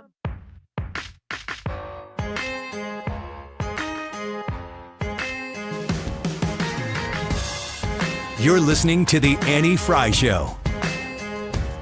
Interact with Annie on Facebook. The Annie Fry Show.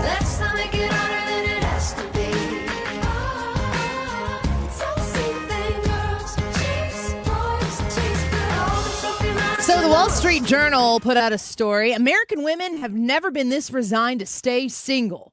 The challenges of finding a romantic partner have been made more complicated by a growing divide in education and career prospects between men and women. So the Wall Street Journal is highlighting that they have the quote on their image that they share here. Dating is the only thing you can put 10,000 hours into and end up right where you started. So the concern is that men have become so highly educated that their female peers are far below them? Well, women... It says American women are giving up on marriage, and a major demographic shift to put men and women on divergent paths. That's left more women resigned to being single. The numbers are not netting out. Question in your circle, Ryan. Now, we're all about the same age. In your circle, Ryan, do you have... Obviously, you don't need to give names unless you're trying to make some magic happen here. But do you have single guy friends or single friends that are women that... are of your age, middle age, 30s, maybe 40s, even in their late 20s? Are there people in your circle that are single? Yeah, well, among my close group of friends, no. There are a couple friends I have that are single, though. Yes. Were they married? No. Never been? Never been married. Men or women? I'm thinking of one guy in particular. He's a great guy. He's probably 43, 44. Single. Never been married. What about you? Yeah, I have a couple friends that are like that are What not age married. range? Late 20s to late 30s. Do you think there's a consistency in why they haven't found somebody? Are they interested? Yes, at least in the case that I'm thinking of. I don't know if the guys that I know are actually interested in getting married. I was thinking about this because you hear these stories about how women are, getting married later, but then you see a lot of these articles that are like, the dating pool just absolutely sucks, blah, blah, blah. But they're also in the same conjunction of stories that are talking about how women are pursuing and prioritizing careers and education and their own independent, stable economic situation. And then they get all that, and then they're like, all right, now let's get a man. And it isn't working. I saw somebody on X, and I wish I knew who it was, but it's just kind of a random person, and it struck me that they said that church communities, faith communities need to start focusing specifically on singles events, even like mixing with other churches. Okay, maybe you go intra-denomination, but you get with some other churches who are of the same sort of theological sound mind, but need to start creating communities for singles so that people can find like-minded significant others for those later in life. Mm-hmm. And I'm looking, I don't really have very many single people in my life, but I'm also surrounded by my work community, which is small. I mean, we work with a lot of people, but we basically see each other every day. And yeah, 5-6 people maybe. Yeah. Total. My work community, my kids' communities, which is school, but it's a Lutheran school environment, which I'm very grateful for. The sports communities they're connected to, which in many cases are adjacent to the Lutheran schools that they go to. And church, like, there is the thread of my life has a consistency. It's always not very far away from something that is faith-based. I'm not like shunning things that aren't faith-based, but that's just how you have 24 hours in a day. That's how it's shaken out. And I don't feel like I have a whole lot of single people in my life. And I think that the faith-based community is probably, the priorities of the people there are going to be different than like everybody in the world on average. Does that make sense? Mm-hmm. Yeah. When I see these stories from the Wall Street Journal, and I always see how women, it's always connected to like how women are trying to have it all. Well, I kind of think women have always been kind of trying to have it all. You didn't have to quantify it that way. But I'm pretty sure that women in the 50s who were making a home and helping shepherd a family and providing for the family in the ways that they did more traditionally in our culture, still very much so could have felt like they had it all. And it all might have been a 3-bed, 2-bedroom house with a single income that paid for the bills, made the mortgage, and they had a close-knit social circle. Maybe they near their family to help raise the family, whatever. That seems super traditional. They didn't have careers, but I don't think that they were all sitting there lamenting like, gosh, I'm so unfulfilled. Mm-hmm. I don't think that was happening. And I know people that are in 2025, myself included, who do have a dual income in the house. We are trying to make ends meet to provide a Lutheran education, to make sure that we pay our bills. We have, provide opportunities for our kids to participate in things that we think will be productive for them. And I feel fulfilled. Priority for me was always, it was not even graduate college, get married. I always prioritized, in my mind, family. And all of these other things kind of swarmed around that for me. And I knew I wanted a career. There were times, especially after I had Charlie, my firstborn, that I was like, I want to stay at home. And I thought I wanted to do that pretty much until I had my second kid.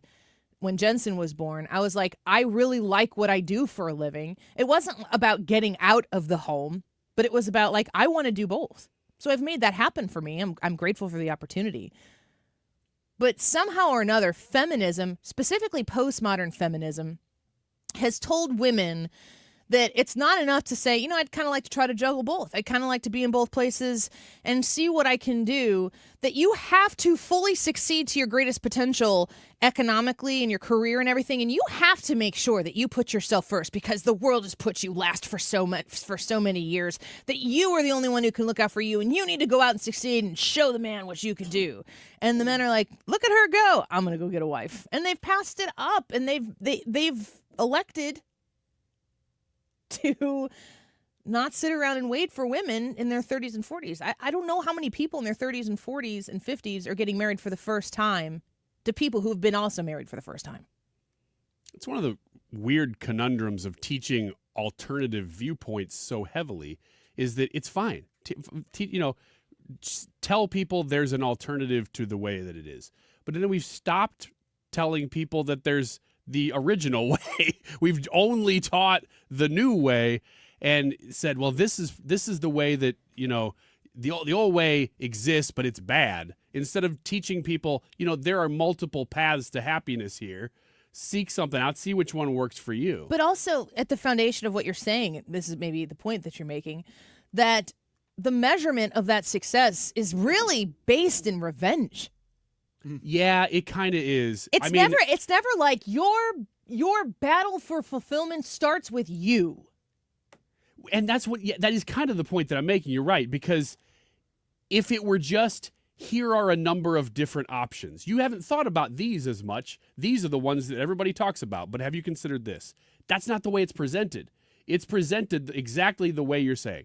That other way, you need to do something differently, because I know people who've tried the traditional way and they didn't like it. So it must be bad for everybody. Try this other way. Not only that, but within feminism, there was an argument about whether or not women should actually be able to choose to stay in the home. There's a group of feminists that were like, no, we were fighting for the choice. But then there was another group that said, if we allow women to not go to work, to not do these things, to stay at home and be homemakers, it will wreck everything that we've fought for. I don't think they have power, though. I don't think that the postmodern feminists that try to shame people from staying home, that they really do have that much power. It's more the internal struggle. And we don't live in a society anymore where you can have a single income and just make it. If you go again, now, people are going to be like, Annie's talking about Rubio again. She must hate Trump. Shut up. That's not what I'm saying. What I am saying is, if you go back and listen to the Marco Rubio comments in 2016 when he was running for president, he was all about the American family. It was all about the American family. And encouraging people and to understand that we cannot continue to go down this big government way of providing. Like, the government is super excited to get in the way of the man who should be taking responsibility for his actions when he has impregnated a woman, and then he just gets to leave the situation. He gets to, at most, he'll get his paycheck deducted whenever he gets it, if he gets it. He can just walk away, and at most it becomes a wage garnishment. That's what men in our culture can do right now when you don't value life and when you don't hold people accountable for their actions. The left's response to that is, well, just kill the baby. I mean, literally, sexual freedom for women, it's been sold to women that you can be as sexually promiscuous and irresponsible as men if you also don't have to have a baby. So we'll just kill it. That level of equality, also evil, is something that has been sold to people as some sort of empowerment. In the same way, women have been in the middle of this tug of war in a political sense for decades now, pretty much my entire life. And everybody's telling them, like, this is what makes you powerful. This is what makes you powerful. And now we're in a moment in time where the very thing that makes women powerful, you don't even have to have the organs in order to say that you're powerful as a woman. Or you can have the organs and and you can identify as a man, and now men are just as powerful as women are in those regards because you can just say you're something else.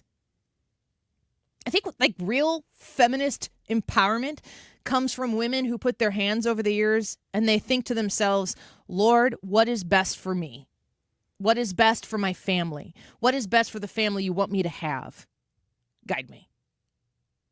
instead of waiting for people to try to, applaud you along your path because you're doing the thing that they want you to do. I see a lot of these stories, and that's from the Wall Street Journal. That's not from like Cosmo or CareerAddict.com, where they have never gotten more publicity than they do on this show. CareerAddict.com is pretty much gospel. Close to gospel. Close, just right under. Not it. quite. When you see the Wall Street Journal talking about this, that means that we might be moving into something that is a cultural problem. Women aren't getting married. Women aren't having children. The amount of children we need to have to replace population generation after generation is of grave concern. So folks out there, if you're listening to me, if you have kids, if you have grandkids, encourage them. Yes, college degree, whatever is going to help them be independently successful in life. Don't overemphasize the money to the point where they fear risking the family, because the family is what will drive the entire purpose and intent of the money down the road. It doesn't have to be big. It doesn't have to be impressive, but it can be incredibly fulfilling. Those stories always make me sad. YouTube live chat poll, does the world respect the United States? Yes or no? Results with Ethan on the Annie Fry Show. When we come back, don't go away. But I'm not dead. You're listening to The Annie Fry Show. That has to be said. The Annie Fry Show is streaming online. Watch us live on YouTube and subscribe. I play you too. Let's just To have a roof over your head, a nice roof over your head, is very important. That's Rick talking about his experience with Rhino Shield ceramic coating. We got Rhino Shield 18 years ago, and they're very cooperative on getting us the right paint. They were in and out and done in no time. Once it was finished, looked great. We were very happy with it. The main reason Rick called Rhino Shield is because it's backed by a 25-year transferable warranty. We've watched a lot of people get their house painted 3 or 4 times, and we haven't had to do any of it. I don't know about you guys, but I don't want to have to paint it every 5-7 years. Take a tip from Rick and put down the paintbrush and call Rhino Shield for your free evaluation. 877-25-RHINO. 877-25-RHINO. Or visit 877-25rhino.com. We got Rhino Shield 18 years ago. Financially makes sense, especially if it's going to last like this did. Still looks great. Call now. 877-25-RHINO or 877-25rhino.com. Don't paint, don't Rhino, go Rhino Shield. Never paint your house again. Rhino Shield. You know what's faster than your paycheck? Literally everything. It's time to get your pay up to speed. With Earnin, you can access your pay as you work instead of waiting days and weeks for a paycheck. Get up to $150 a day with a max of $750 between paydays. No interest, no credit checks, and no mandatory fees. Because, hey, it's your money. Download the Earnin app now to get it and join millions of people making any day payday. That's EARNIN. Earnin is not a bank. Access limits are based on your earnings and risk factors. Available in select states. Expedited transfers available for a fee. Terms and restrictions apply. Visit earnin.com for full details. Guys, it's time to take charge of your health with my friends at Victory Men's Health. Mark Cox here. I already love what they do at Victory. They do hormone optimization, sexual health, weight loss, even vitamin deficiencies. Now they're offering specialty cardiovascular testing and even early detection cancer screening. Visit them at one of their 4 great locations, now in Sunset Hills, Town and Country, O'Fallon, Missouri, and O'Fallon, Illinois. Tell them Mark Cox sent you. Go to victorymenshealth.com. Good afternoon. It's Mark Reardon getting set to go on a Wednesday. The president and Pete Hegseth whooped up on the legacy media today. Not that that's unusual, but it was pretty good. We have Brian Kilmeade coming up at 3:20. Andrew Bailey, the AG of Missouri, in studio at 3:30. It's all the whole recurring bit there. The whole Sounds idea like a is, parody song. I think the song is called like Huggin' and a Chalkin' or something. Huggin' and Chalkin'. Huggin' and Chalkin'. Wow. I heard that, and like I said, I was sitting at a stoplight, and I just stared at my radio like, this can't be real. I'm having a stroke. And my daughter was in the car with me, and she was just like, whoa. I'm like, I don't know. This is Grandma and Grandpa's generations, not their grandma, my grandma's generation. What were you people doing? Yeah, that generation, I always considered them to be named things like Roger and George.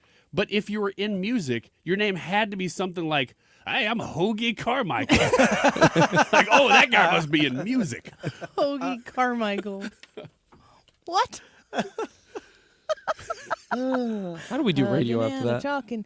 I don't know. Yeah, like when they say limp, and then it's going into the next time, I'm like, don't you do it. Like, I just did it. you see George down the street? Yeah, he's going into music with that Flanny Garble Chunks. That's a little too close to my name. Yeah. I love that Johnny Donkin. There you go. And his funky bunch. Oh, my gosh.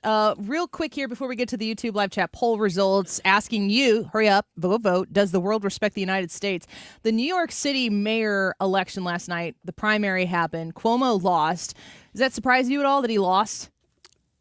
I thought he would be closer than he was. Here are from the Daily Wire some of the craziest policy proposals from candidates. The first one is crime-fighting therapists. Michael Blake, formerly in the Obama administration, said he would hire 1,000 mental health professionals who will be trained to de-escalate emergencies without law enforcement presence. They'll work alongside or instead of police. How could that go wrong? This is the same stupid playbook. It's not even new anymore. Golf courses turned houses. New York City Comptroller Brad Lander plans to solve the housing crisis by paving over 2,500 acres of golf courses to build affordable homes. To make it even better, as part of his, quote, affirming housing, end quote, policy, Lander plans to build LGBTQ plus senior housing. How do you build senior housing that's LGBTQ plus? They check when you apply. These are Wait a minute. Are you gay? These would be government funded. Is that right? It looks like it. Yeah. Oh boy. Number 3, abortion hospitality industry. Lander's back with another banger policy. His website promises safe, effective abortion care if the federal government limits or withdraws the abortion pill. His vision is to, quote, build a pipeline of abortion providers for New York City and beyond. Oh my God. The phrase build a pipeline. Number 4, anti-racism for kindergartners. State Senator Zelnor Myrie wants to make sure 5-year-olds are, quote, anti-racists. His website states that he will expand the tolerance curriculum to ages K through 5. So, quote, all students have access to anti-discriminatory and anti-hate curriculum. I support this. 5 and 4-year-olds are some of the most hateful people I've ever met. Hateful, yes, but pretty non-discriminatorily Yeah, so. They hate everyone. If they've got a thought, they're going to tell you, and you need to brace yourself for impact. Last one real quick. Maybe the worst, $65 million to trans the kids. In addition to copying the communist playbook, Mamdani wants to spend millions on gender-affirming surgeries for adults and children. He will also investigate hospitals that deny trans youth their rightful health care. Only one way to respond to that. Wow.